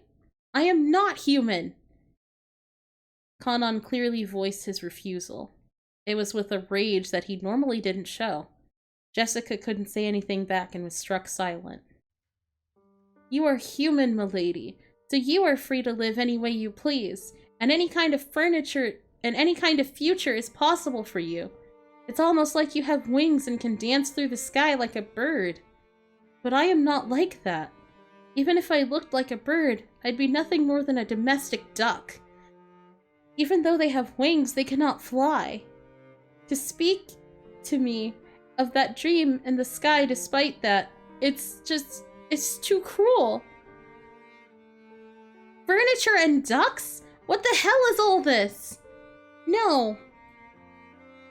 Jessica had unconsciously gone along with Kanon's forceful manner of speaking, but she realized that she shouldn't fire back and swallowed her words. I don't know anything about you. I don't even know your upbringing, and I don't know the hardships you've been through. So I can't even imagine why you started calling yourself furniture. But know this, you aren't furniture or a duck. You're a real human. If you want to say Kanon-kun's furniture when he's working as a servant, that's fine. But in that case, don't you think you can create a self for when you aren't furniture? For when you're human?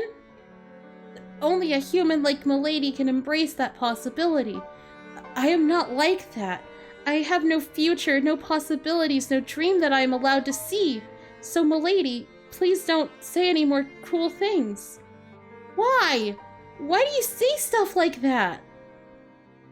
Because it seems you mistakenly think I'm a human, the same as you, Milady. We are different sorts of beings. I just wanted to make that clear. I heard from Shannon, something about Milady liking me. What? No! I look almost identical to a human. So, like Shannon, I could probably delude myself into thinking I'm human and pretend to love for a time. But then I would surely be fooling myself. No, I would be fooling you too, milady. Shannon and George-sama will definitely fall apart. Even though Shannon herself probably realizes that day will come, she's taking part in such a stupid... But there's nothing stupid about it! Sure, George Nissan's a wonderful person, and he's gotta match up to his parents' expectations. I'm sure when it comes to marriage, Aunt Ava will interfere in various ways. And, I think their future prospects look like they'll be full of trouble, okay? But, you know what? George Nissan isn't the kind of guy who'll surrender to that shit. Shannon's no Juliet, and he'll definitely bring her happiness. People cannot engage in romance with furniture. What I'm trying to say is that even if you can love furniture, I cannot love you, milady. Those words of Kanon's crushed all of Jessica's bittersweet feelings from that day. There was no way her emotions could have predicted that she'd be refused so bluntly. In an instant, she lost the willpower that had led her to try and unravel something stubborn in Kanon's heart. And before she knew it, she was just standing there in shock.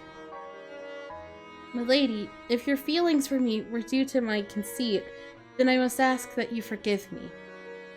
No, well, I won't deny that. Thank you very much. Huh? Thank you very much for thinking of me as a human. Those feelings alone really do make me happy. Anything more would be too cruel for me, so... No, I've said enough. Sorry about that. Jessica recklessly scratched at her head and spoke, trying to force her voice to sound bright. I just kinda ran on ahead by myself and was a burden on you. I'm really sorry. I'm sorry for causing so much trouble on your precious day off. No, I was also happy that I could see you having fun. Then let's call it a night. If I don't go back to my room and turn off the lights, Mom will get mad at me again. That's probably for the best. I wish you a good night, milady. Yeah. Good night.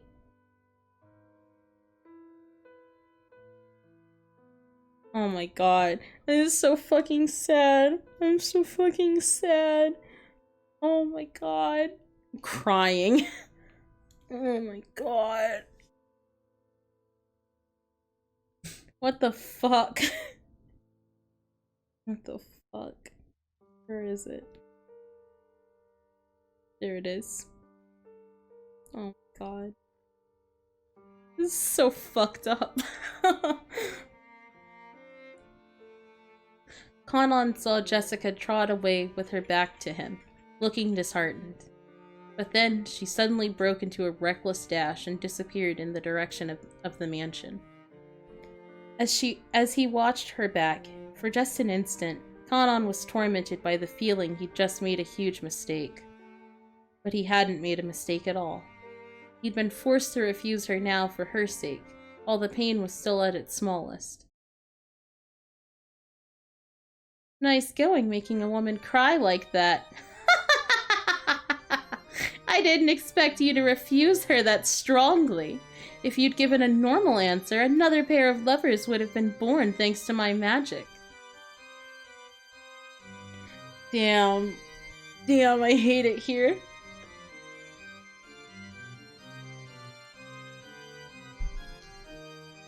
How long have you been there?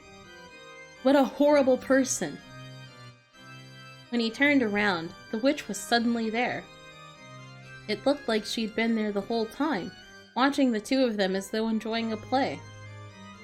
I shall forgive you for your insults just this once, in deference to that amusing little show.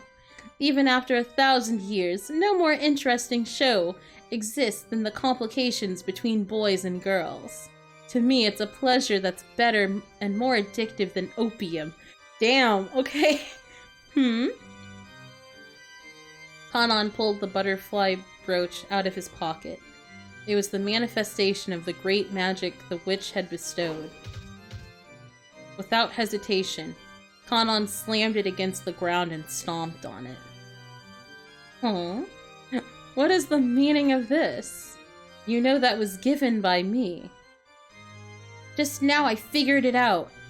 What you're doing isn't as tasteful as being a cupid of love. You're just a demon who enjoys showing love to those who can never be together, deceiving them. You are free to think that. Most humans I lend my power to say the same thing. Don't play dumb! You didn't lend Shannon your power because you felt sorry for her. You found a weak point in Shannon's heart as her chest burned with love, and you made her break the mirror that sealed you. What's more, you guessed how this would all end, and now you're toying with her. Am I wrong? Furniture has a thoroughly pitiful existence. So you have no dreams, no future, and even no love. Good, good. There is nothing better than knowing your place.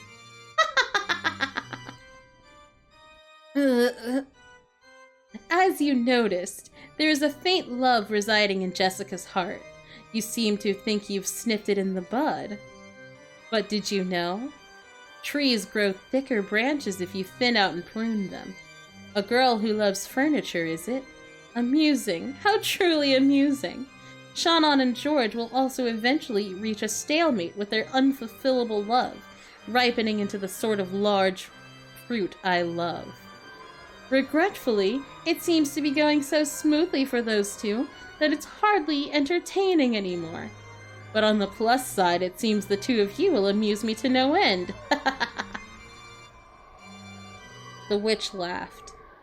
Even though she had known the two could never be together, she had lent them magic to bring them together. However, they couldn't escape the fate that prevented them from ever being truly joined. The witch knew that. Even if they were joined, Shannon and George, Kanon and Jessica, would eventually break up. They would wander through an endless desert in this hell of love, tormented by an eternal thirst. What? Did you think I'd lend you my power and ask for nothing in exchange? I'll gladly assist a pair in love, and in exchange, I'll enjoy watching the cruel fate they'll eventually meet. I have never come across a better show, not over the course of 1,000 years. Just look at Kinzo. See how he ended up, an old, pitiful man who learned the taste of love before being thrown out of paradise. Look at how he lives, like a dead man that cannot fully die. Damn, look at this face. Cruelty.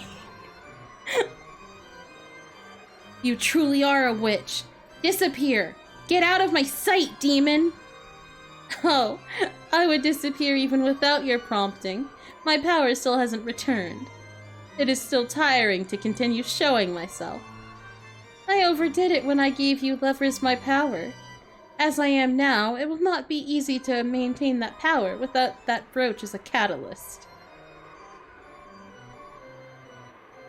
Kanon ground his foot even more into the stomped brooch. He felt it break under his foot. Then it evaporated like water, and changed into butterflies that sparkled gold, fluttering out from beneath Kanon's foot. Maintaining this form is quite painful for me as well. I will hide myself for a time, just as you desire. My magical power will rise as surely as the moon and the tides. And eventually, a fitting time will come for my revival.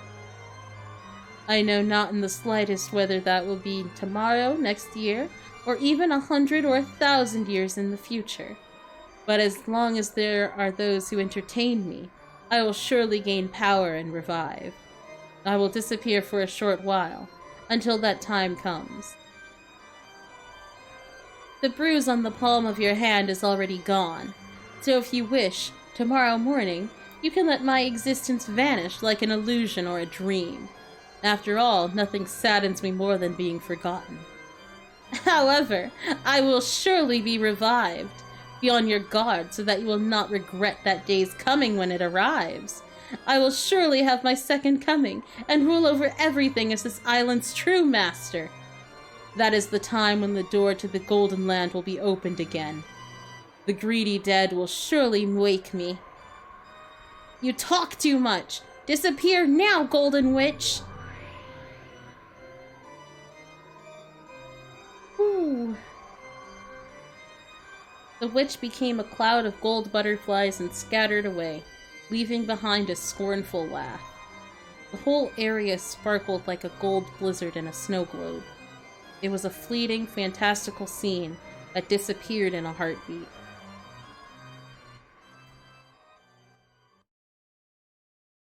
The witch could no longer be seen. However, Kanon felt like he could still hear that shrill, unpleasant laugh. Ah, how amusing, how truly amusing. Why is the human world still so amusing after all the years I've been away? Go mad with love, go mad with gold. Those who don't go mad from one of the two are not human. I see, so that's why the word furniture is so fitting.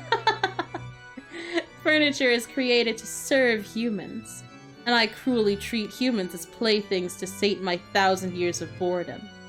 What a truly amusing three-way deadlock that I cannot control furniture. Kinzo, you fool! What a truly entertaining scheme you've worked out. Furniture, you fools! Just you try and see if you can fell me.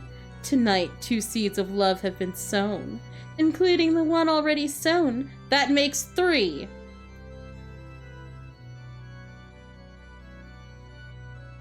Beatrice, why did you leave me alone in this painful world? I hate you. I will hate you for all eternity, for not even trying to answer despite being yearned for so. Master, drinking any more will be damaging to your health. Dr. Nanjo warned you as well, did he not? Be silent, Genji! You do not understand. You do not understand my grief and sadness. And I believed at least you, my oldest friend, would understand my pain. Why can you not understand? Oh, Beatrice! Why did you leave me all alone? He just looks so pitiful. Oh, man.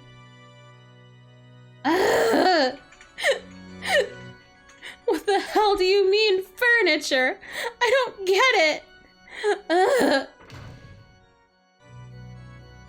Oh, poor Jessica-sama. Even though the cries I hear coming from your room tell me of the situation, there is nothing I can do. This is all a tragedy due to a pair who are too young getting too close when the positions of their birth are too distant. I can do nothing but understand Milady's feelings, hide my footsteps, and quietly walk away.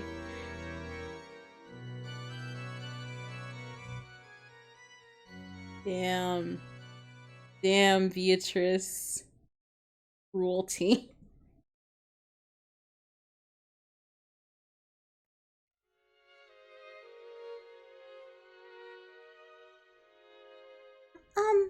What? What do you mean by that, George-san? I mean what I said. I still haven't built up my castle. Once I manage to do that, I'll finally be able to think of myself as an adult. When that happens, I want to marry you. That's, But my heart won't let me do that anymore. So I want to give you an engagement ring. Engagement, you say? But, I am furniture. Oh, right, that. Well then, furniture has to listen to what people say, right? Right now, I'm having a ring made that'll be fitting for you. I think it'll be ready in time for me to bring it to the upcoming family conference. I'll give it to you then, so please, I want you to let me hear your answer. If you accept, then I'll proclaim our engagement right there in front of all the relatives, including grandfather. George-san. I'm sure some people won't approve of our relationship, but there's no need to look at their faces, because you only have to fill your eyes with me. I will definitely bring you happiness. That's the one thing I can promise you with certainty.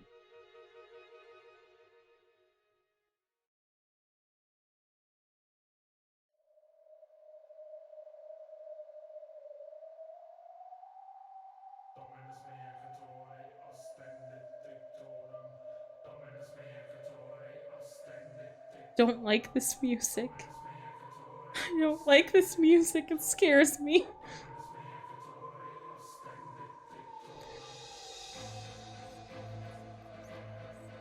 I just can't wait to see how it will ripen. The gold butterflies do not swoop upon the juice of overripe and rotting fruit. I cannot wait for the day of harvest to come. Is the time of the banquet here yet?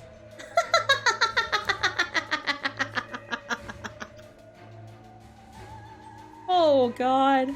Oh. Oh, glass shattering sounds, glass shattering sounds. We're back to glass. Oh god.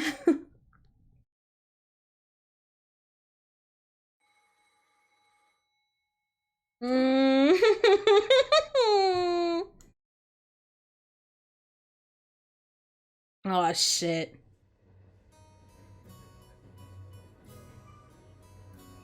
Oh man, we're back to the first day.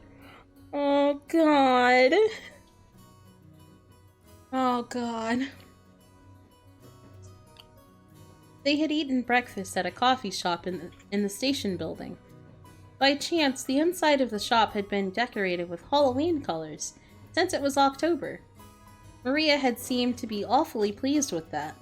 For quite some time, she talked loudly inside the train about wanting to have a Halloween festival, without caring that she was attracting the attention of others. Halloween is popular in Europe and America, but people aren't that familiar with it in Japan. The shopping district was colorfully decorated with orange pumpkins, but the costume parades of children demanding sweets and saying trick-or-treat were nowhere in sight. Ooh, I want a Halloween festival. I don't want to wear these clothes. I want to look like a witch. Ooh. The family conference isn't for playing. We're going to meet grandfather, so you have to dress up nice. While it wasn't completely full inside the train, it was really packed with almost all the seats occupied by passengers. Maria was making a fuss among them, stomping her feet on the seat while Rosa scowled at her. Rosa had warned her many times to lower her voice, but Maria hadn't obeyed her at all. Once Maria got like this, no matter how much you tried to explain the situation or calm her, she wouldn't listen. Before, Rosa used to pamper Maria and give in to her at times like this, but that had probably been a mistake. Surely Maria had gained the mistaken impression that throwing a tantrum long enough would make her mother give up and do what Maria said. Rosa had realized that error with the help of an educational book, and since then, she'd hardened the part of her heart that wanted to pamper her beloved daughter. Her mutual understanding with Maria began to grow weaker and weaker, and she began to get discouraged by her own powerlessness more and more often. Halloween! Halloween! If you don't give me sweets, I'll play a prank! Ooh! I don't have any sweets to give you! We just ate breakfast! If you don't give me sweets, I'll play a prank! If you don't give me sweets, I'll play a prank! Ooh! A stout old woman, who was sitting nearby as Maria stomped her feet, picked a candy out of her handbag and held it out to Maria. Ooh, I got a sweet! I got a sweet! Look, Mama! Mama! Happy Halloween! Hey, Maria, you can't just accept sweets from strangers, right? Give it back! Oh, don't worry about it. She's such a spirited young lady. How old is she? Maybe there was no malice in the old woman's words. However, Rosa seemed to find that remark extremely humiliating. Maria, haven't I always told you not to accept sweets from strangers? Ooh! Ooh! She gave it to me! Ooh! No, it's mine! Let go of it! How many times do I have to tell you to do what Mama says? It's mine! Mine! Ooh! Oh, fuck. Don't I always tell you not to say ooh? Ooh! Rosa reflexively hit Maria violently on her cheek. On the fucking train! In front of this old woman! Oh my god! Rosa! Oh my god, Rosa! Mother of the year! Oh my god.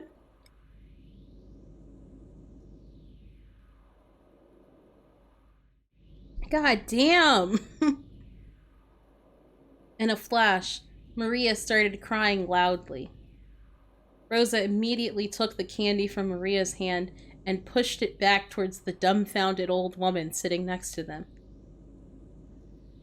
Please, do not just give sweets to my daughter. I'm so sorry. Breathing heavily, Rosa once again held the candy out to the old woman. After getting flustered about what she should say for a few moments, perhaps the old woman realized that her actions may have troubled this parent and child, and she accepted the candy back, apologizing.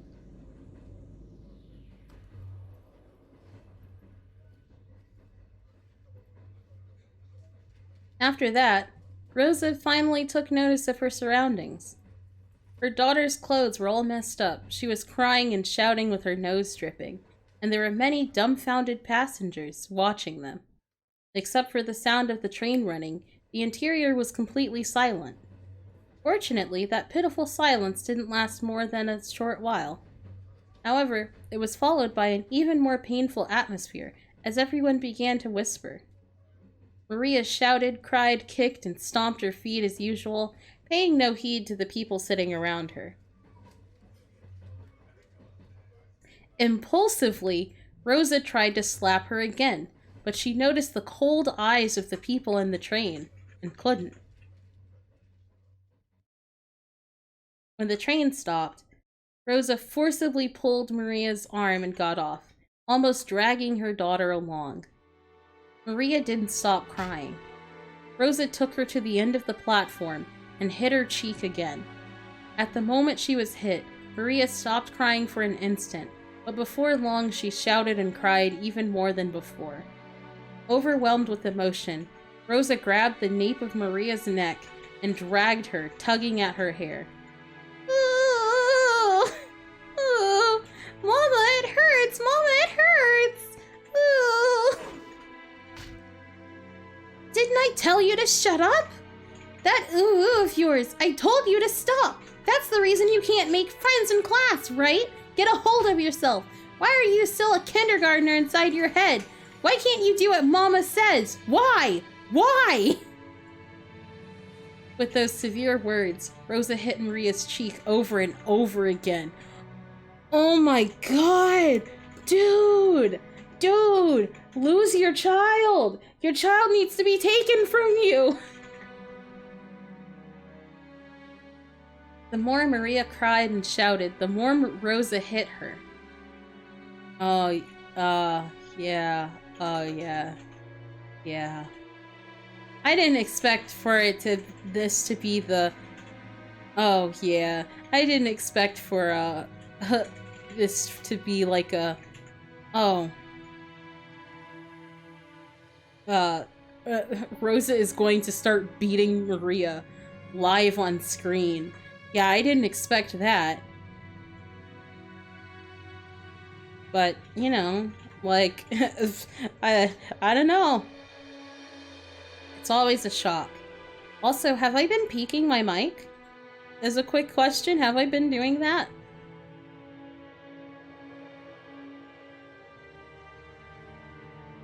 Cool. I can't really see what it looks like when I shout, so...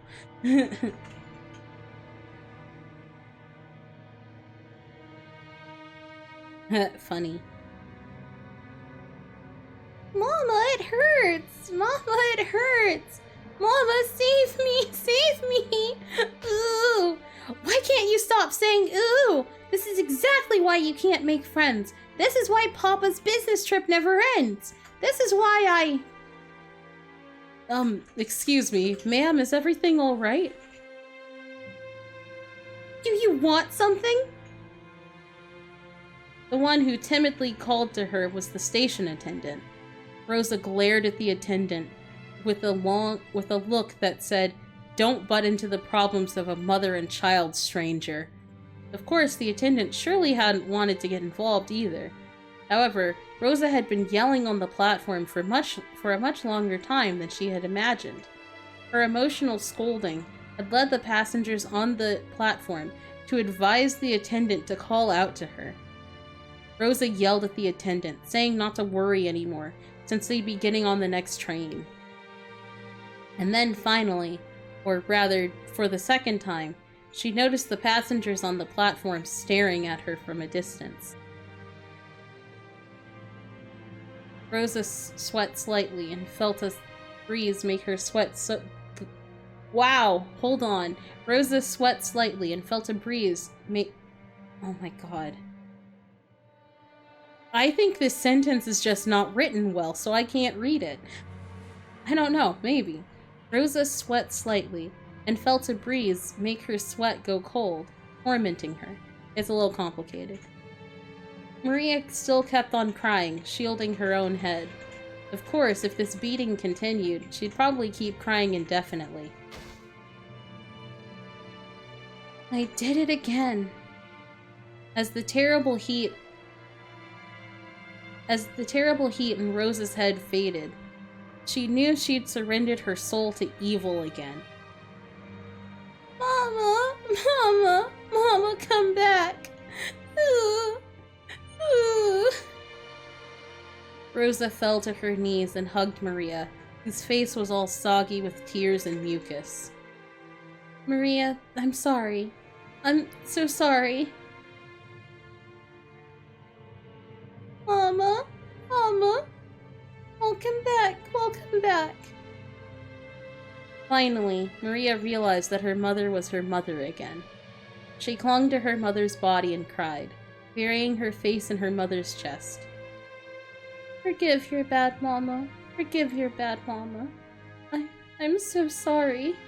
Please don't hate your mama. Oh, I'm just fine. Won't hate mama. Mama was only being possessed by the bad witch again. But you came back, so I'm just fine. Yeah, that's right. Mama was just being possessed by the bad witch again. I'm sorry. I'm so sorry. For a long time, the two of them hugged each other, asking for and sharing words of forgiveness. After a while, they calmed down and both moved back at the same time. Maria's face and Rosa's face were both deep red after crying their eyes out. Do you want to have a Halloween festival, Maria? Yeah. I wanted to show those pumpkin marshmallows to George Oni-chan and Jessica Oni-chan. Oni-chan, sorry. It was a candy they'd been selling near the cash register at the shop where they'd eaten breakfast. A fancy sweet that had a big orange marshmallow in the shape of a jack-o'-lantern attached to the tip of a stick. Maria had wanted it and had insistently pestered Rosa for it. Rosa had refused, saying that there is no way she could buy sweets right after breakfast. Then, Maria, I don't know if they sell those in this town or not, but let's get off and try searching for them, okay? Yeah! I love you, Mama! Love you so much! Thank you! I love you too, Maria. The truth was that they didn't have time to waste loitering around at a stopover station. If they missed the airplane, they'd fall half a day behind schedule. She should have left home with more time to spare, but she'd ended up leaving late after choosing Maria's clothes. Because of that, Rosa had been a bit impatient since the morning. She looked at the clock. They had to get on the next train immediately. But her daughter firmly joined hands with her to go buy the sweet with her mother, and that hand was warm. To Rosa as she was now, it was more important to renew her bonds with Maria. To her, Maria was not only a beloved daughter, she was everything Rosa had. Fortunately, they could see a big supermarket right in front of the station. They might not be able to find exactly the same sweet, but Maria would probably be happy with a similar one. Besides, Rosa couldn't show up with a face swelled from crying. She must fix her makeup. Maybe we won't find a marshmallow exactly like that one, but hopefully we can find something like it. Let's buy some and surprise all of your cousins together. Yeah! As long as we buy it together, any sweet is fine. They exited through the turnstiles of the station in this unknown town. Maria walked across the pedestrian crossing together with her mother, chuckling to herself as though she was walking in an amusement park. Both faces were still deep red, but the two of them, mother and child, smiled warmly at each other without any restraint. Yeah, this hurts physically. This does psychic damage. Oh my god.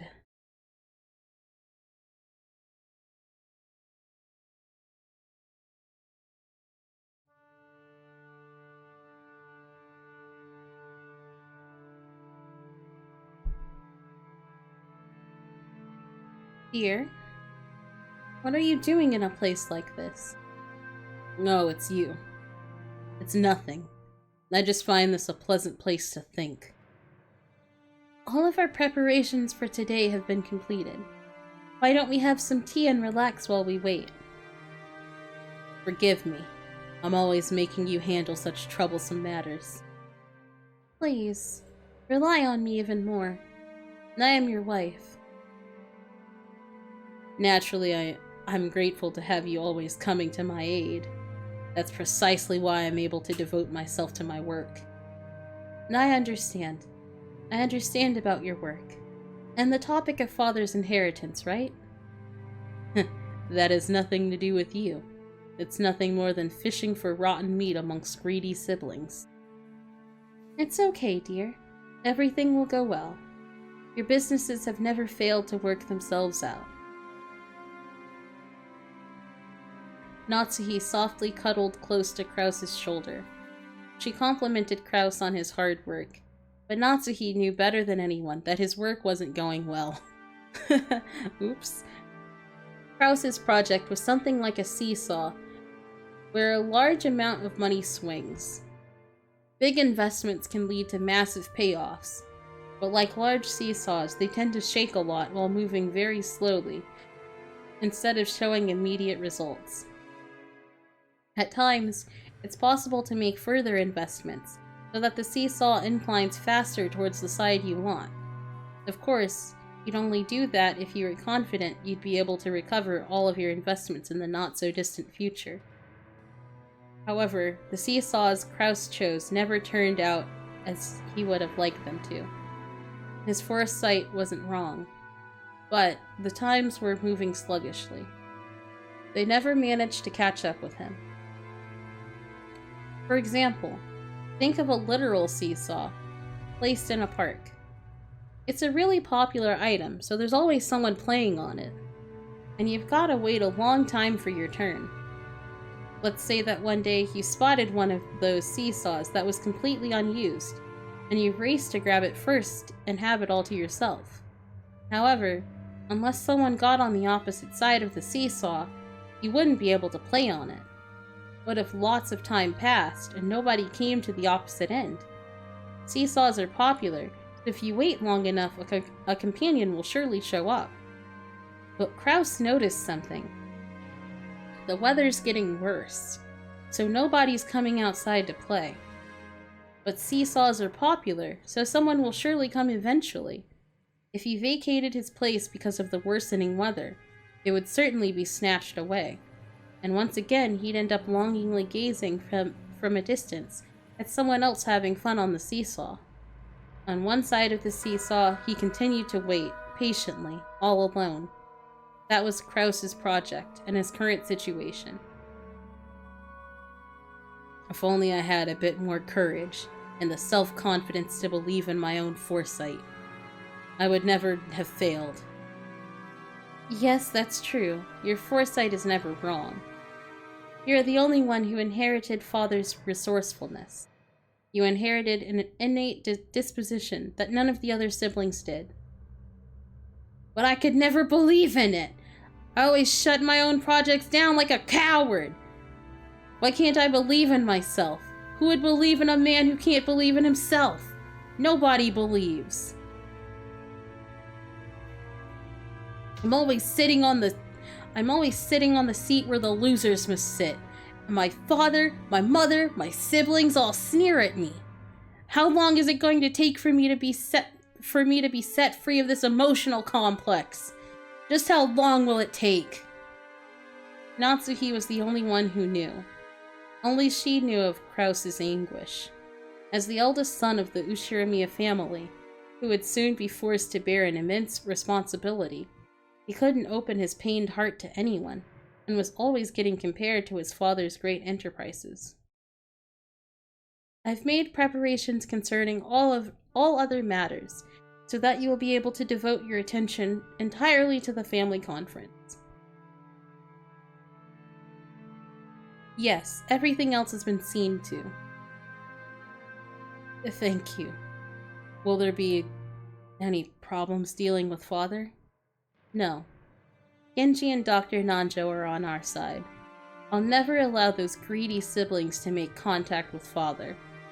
Ooh. Ooh. Mmm.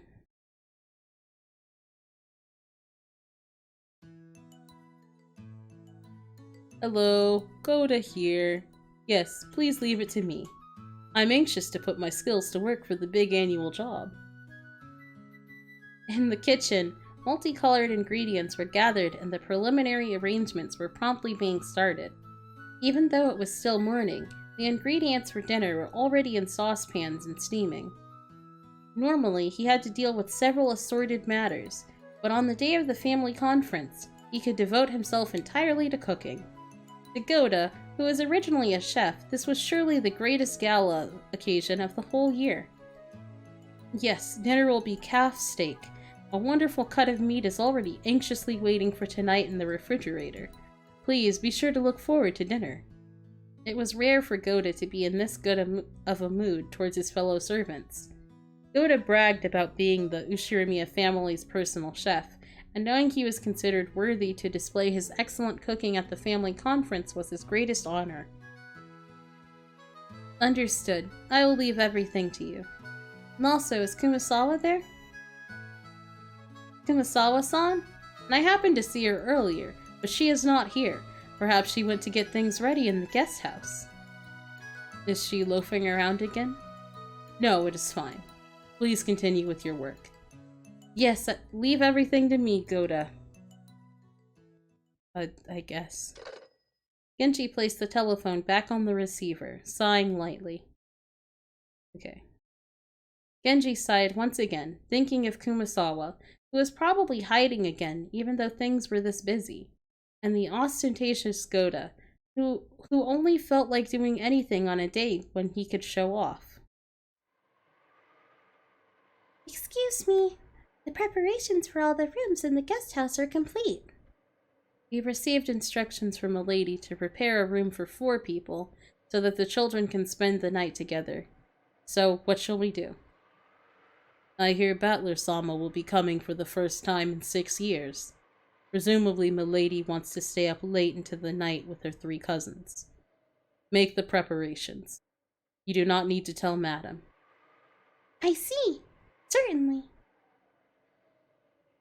So, tonight we'll have the late night shift, followed immediately by the morning shift.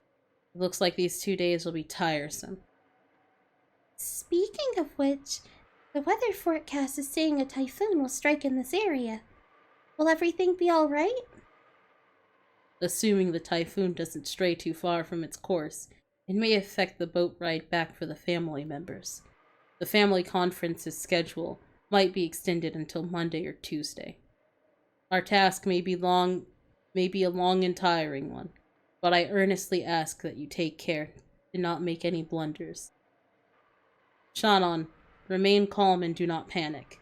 Kanon, be sure to greet our guests in a sociable manner. Yes, I'll be careful.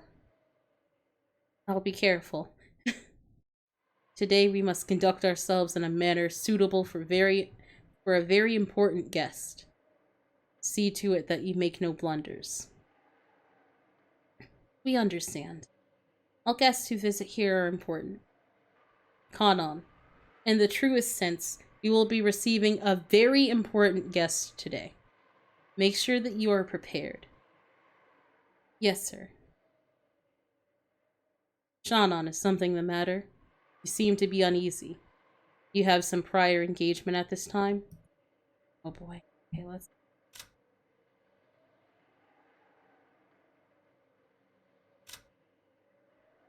She's great. Let's go to Battler. Let's save. Just in case. Ugh. Awful.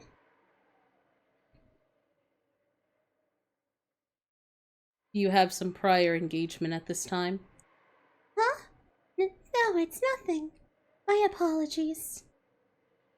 Nason, important guests will be arriving today. Detach yourself from your private life. I don't know what you mean by private life. As Shannon blushed just a bit, she turned her gaze away from the clock. Was it about time for the airplane carrying the family to arrive at Nijima? She tried to hide the fact that her upcoming, long-awaited reunion with George was making her heart race, but Kanon, who stood beside her, seemed to see right through her.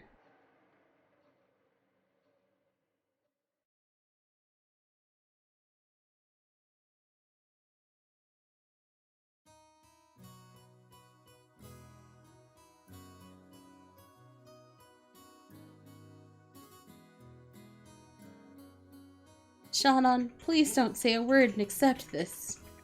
Inside a bathroom stall, George was practicing something over and over, taking out a small velvet box hidden in his pocket, like a quick-draw desert gunman.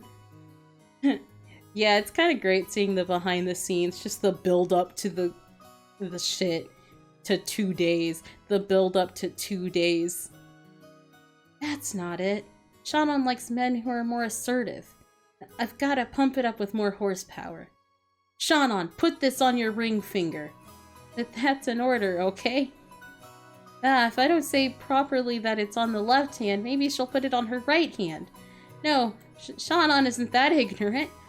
But unless there's some room for her to express her free will, that'll be a little... I mean... As he crossed his arms, muttering, someone knocked on the door. George was snapped back to reality. Oh, there goes gravity. Hey, George-kun. You okay? Got a stomach ache or something? Hey, Uncle Rudolph. It's okay, I'm fine. No need to worry. Really? That's good then. But you know, you're straining way too much. Your ass'll burst. Rudolph washed his hands, laughing cheerfully as he left. George, realizing that the most embarrassing part hadn't been overheard, relaxed and felt extremely relieved. EDA, isn't Rosa here yet? Not yet. She's pretty late.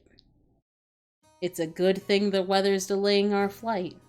If the schedule had gone on normally, she would have missed the plane. What'd she plan on doing then? Rosa-san is very much an adult now. She'll manage it somehow. No matter how old they get, older brothers always treat their younger sisters like children. Of course, Dad's always a kid, no matter how old he gets. What do you say? If I'm a kid, that'd make you a baby. Come on, Battler-chan, up you go. Stop it! That tickles! Stop! You look more like two bratty friends than a father and son. Look, she's here. Oh ho! If it isn't Rosa-san! Maria-chan! Long time no see! Long time no see! Ooh! Maria, shouldn't that be it's good to see you again? Greet Hideyoshi-san properly. Ooh, It's good to see you again. There you go! Well said! How about some candy as a reward? Oh, huh? Where'd I put it?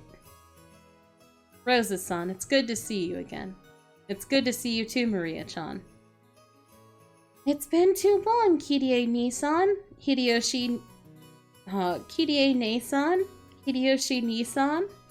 And, oh my, Battler-kun? Look how big you've gotten. Nah, come on. It's embarrassing to hear that from everyone I meet. Hey, Rosa. You're late. If the plane was on time, you'd barely have made it. I'm sorry. We had some trouble making our train connection. So, are we waiting on the weather again? Oh, don't complain. I much prefer the 30-minute plane trip to spending 6 hours bouncing about on a boat. Even if we're kept waiting here for an hour, it's still much faster overall. Is that Maria? You sure have gotten big. She's at that growing age. You haven't seen her for 6 years, right? Of course she's changed. Women are creatures who can be born again in a single day when they have a change of heart. Maria, noticing a big man she didn't recognize mixed in among the relatives, hid behind Rosa's back and glared at Battler. Come on, Battler, say hi! The last time you met her, she was just 3 years old, so you're practically meeting for the first time. Yeah, of course she wouldn't remember something that happened when she was 3. Hey Maria, long time no see. You sure have gotten big. Maria, this is Battler Oni-chan, Rudolph Nissan's son. Understand? The brother is the son.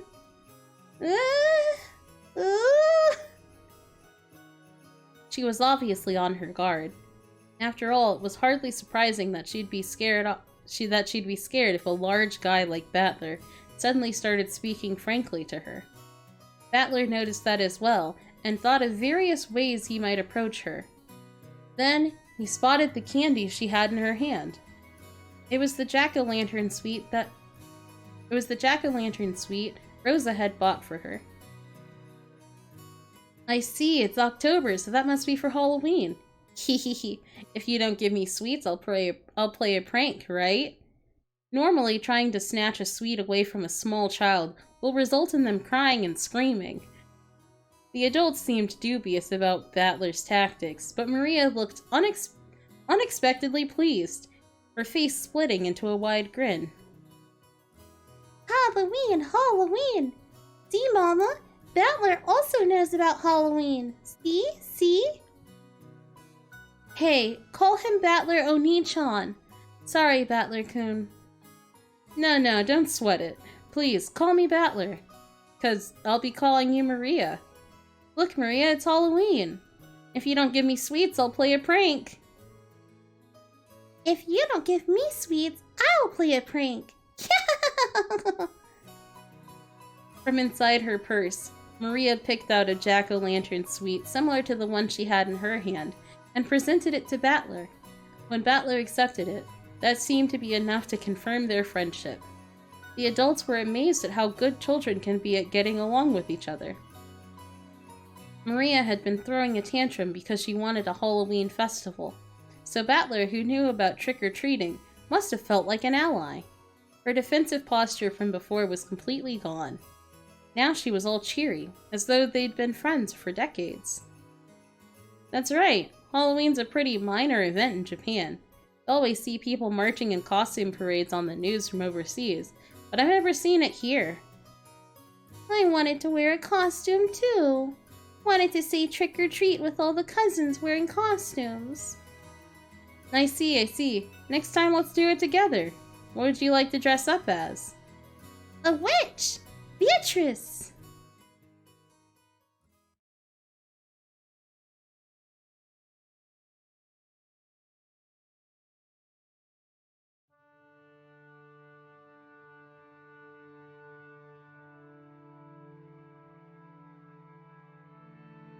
Oh, m'lady.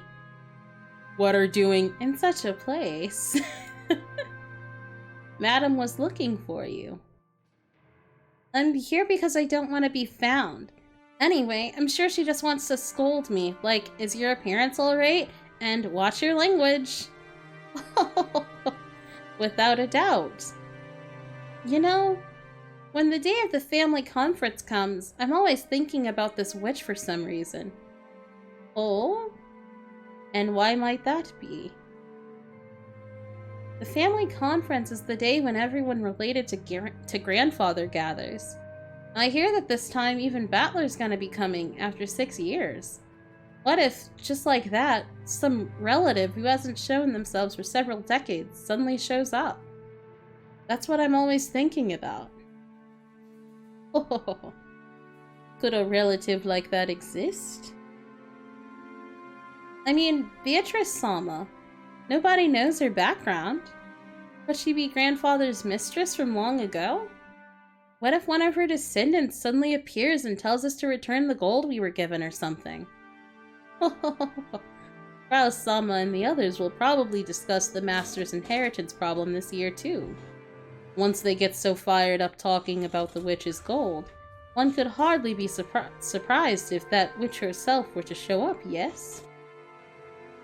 Creak. Kumasawa-san, I guess you keep quitting and getting rehired, but you've been here as long as Genji-san are quitting and then being rehired. That's me. I quit and then I get rehired. You know more about Beatrice, don't you? Who knows? Even if I try to remember, this old woman here can't even recall what she had for breakfast this morning.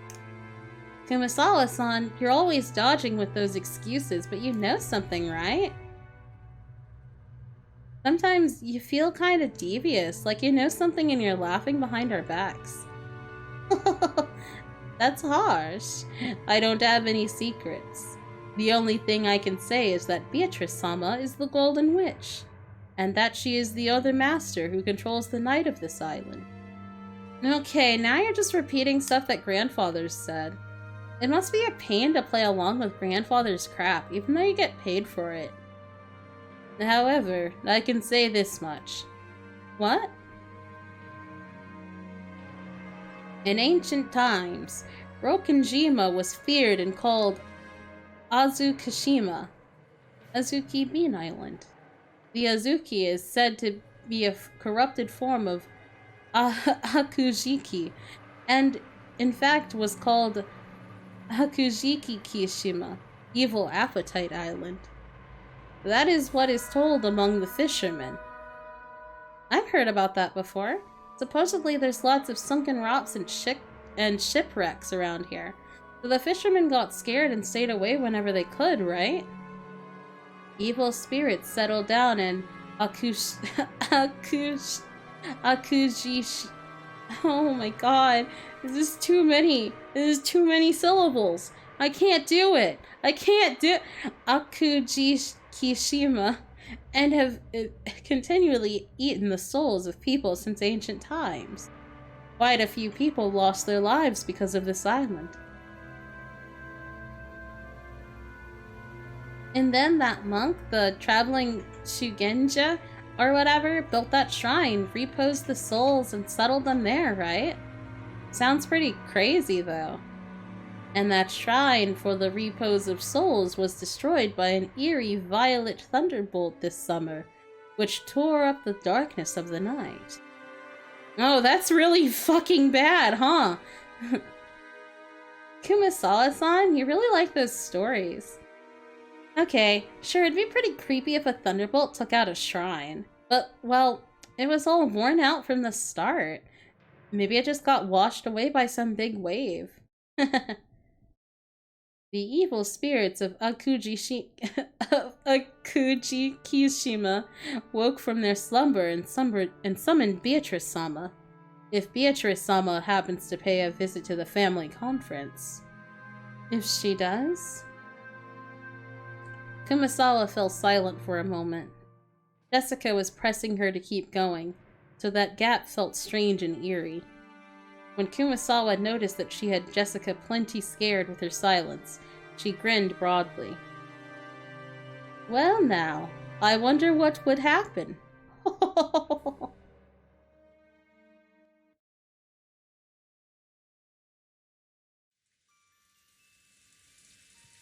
Whoa, that sounds great.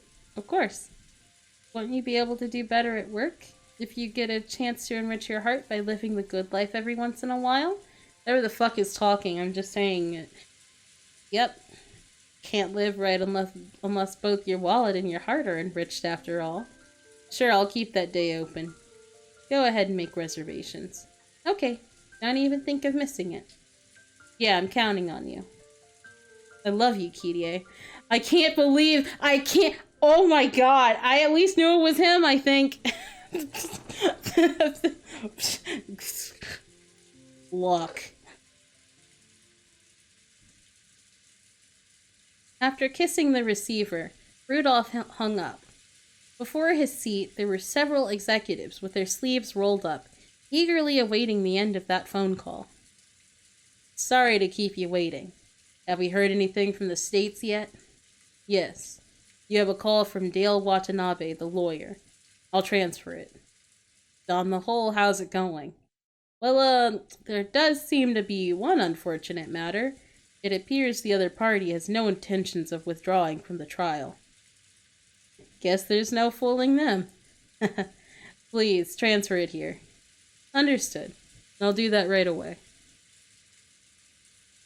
The executive ordered that the external line be transferred to the secretarial office. At once, the phone in front of Rudolph rang.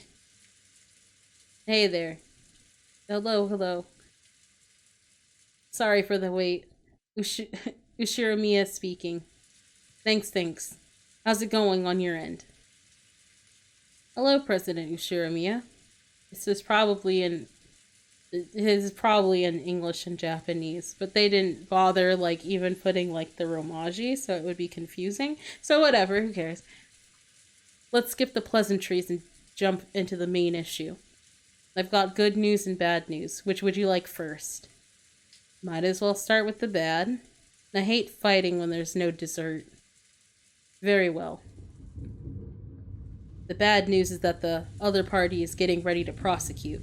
Just a few days ago, a similar trial resulted in a decision in favor of the plaintiff.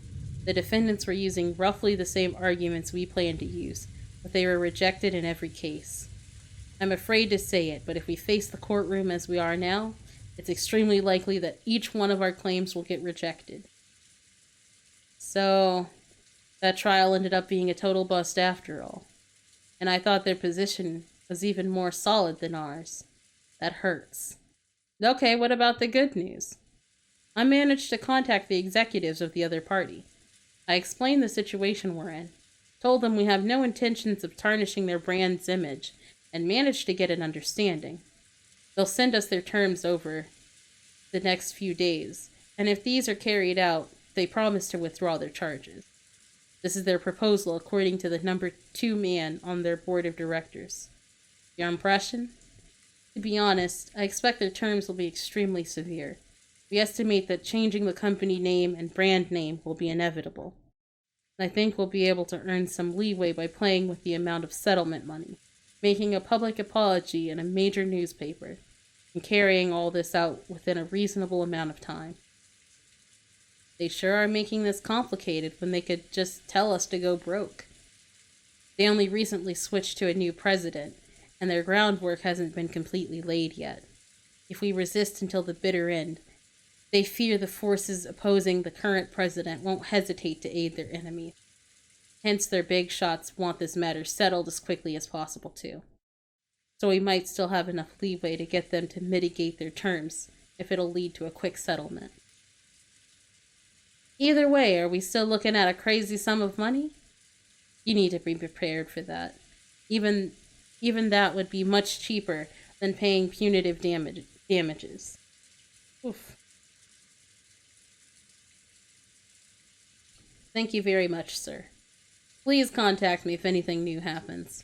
We're paying you the big bucks, so no idle chit-chat. Thank you, goodbye. Rudolph hung up the phone. The executives sitting in the reception seat seemed to have guessed at the contents of that discussion. You guys hear that? Simply put, they'll forgive us if we can pile up enough money. Damn, yeah. Now all we've got to do is haggle over the amount of that money. But President, the likely sum for the settlement Mr. Watanabe indicated is too much. We don't have that much of a margin. If we'd known this would happen, we never would have started diversifying. The calculations were that we could escape a capital crisis if we managed to endure for 3 years. To think we'd be stabbed at a time like this. How bad can our luck get? I guess we fell at the step of the hop, step, and jump. It's enough to make you cry. We have no choice but to draw the money. Oh God. We have no choice but to draw the money from the main bank. Banks are no good. They only bet their money on winners. The economy is improving, but we can't show weakness to the banks. President, do we have access to any funds that are unaccounted for? Funds we are unaware of? Quit it! Do I look like that kind of man? The contents of my wallet are totally exposed to you guys, okay? The account books over there show all our company has. In that case, we need to raise money. We need a sponsor who can draw in several million for us as soon as possible. President, couldn't something be worked out with one of your personal connections? President! President! Ah, calm down, you bastards. Let me worry about raising the money. You guys just keep the business running without making too much noise. Our accusers are saying they'll let us be if we can show them the money. We've already got thick pipelines in Asia. Things will probably be shaky, but we'll be able to maintain our current deals. Basically, if we can just bring the money together, we'll be able to solve all our problems. Just you watch. I'll fix all of this. I won't leave you out in the cold. Time to start getting your hopes up again. Once this is all behind us, I'll be rewarding all of you guys with a champagne tower. I promise you that. So shut up and follow me. Got it? The airplane suddenly shook, probably due to turbulence. Rudolph was jostled awake. He'd woken early that morning and ended up drifting off to sleep while resting in his seat. You okay? Are you sure you aren't still pretty sleepy? After all, it seems you've been really busy with work lately. Being busy with work is nothing to complain about, right? Once I've got nothing left to do, it won't be long before we're out in the cold. Good point. Now that even Battler-kun's back, we'd be looking at worse than just the two of us going around begging. Yeah, our family's all together again for the first time in 6 years. So the leader of our family's gotta give it his best if we want to spend some time alone together. When he looked out the window, he saw that the airplane had already started to drop in altitude considerably. The fishing boats, which had only looked like black cranes a short while ago, were starting to become clearly recognizable.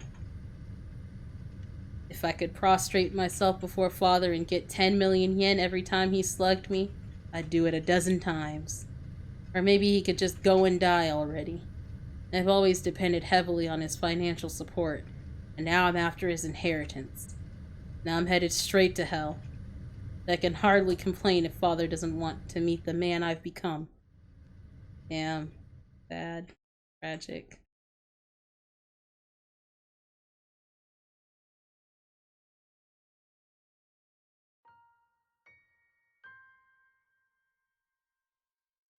Oh man. Okay, we gotta stop. Oh my god. Ooh, pretty good. Having a good time. Ooh. Yeah, this is a pretty good start. We're getting into it. We're on day 1 now.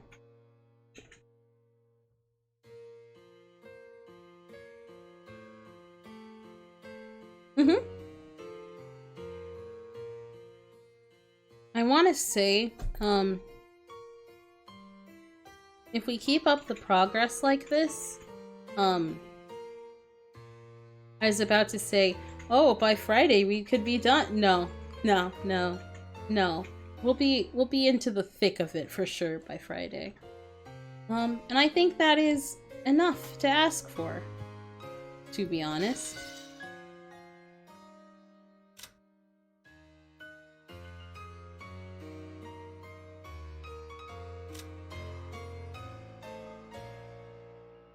But yeah, okay, let's go ahead and turn to the title screen.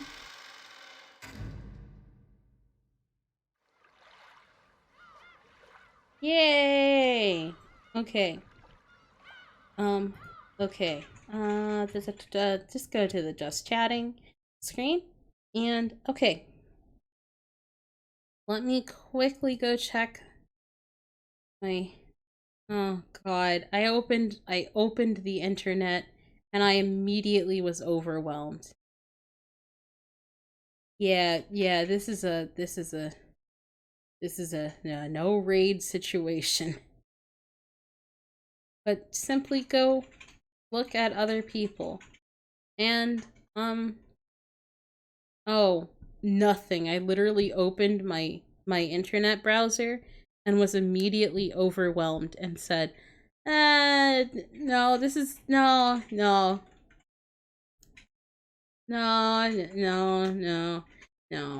Okay, so thanks for coming. It's very hot in this room. So I'll be going now. Have a good rest of your night. I'll see you tomorrow. For not Umineko, for hamsters. Something nice and light and airy, so we don't die. Anyways, thanks for coming. All right, goodbye.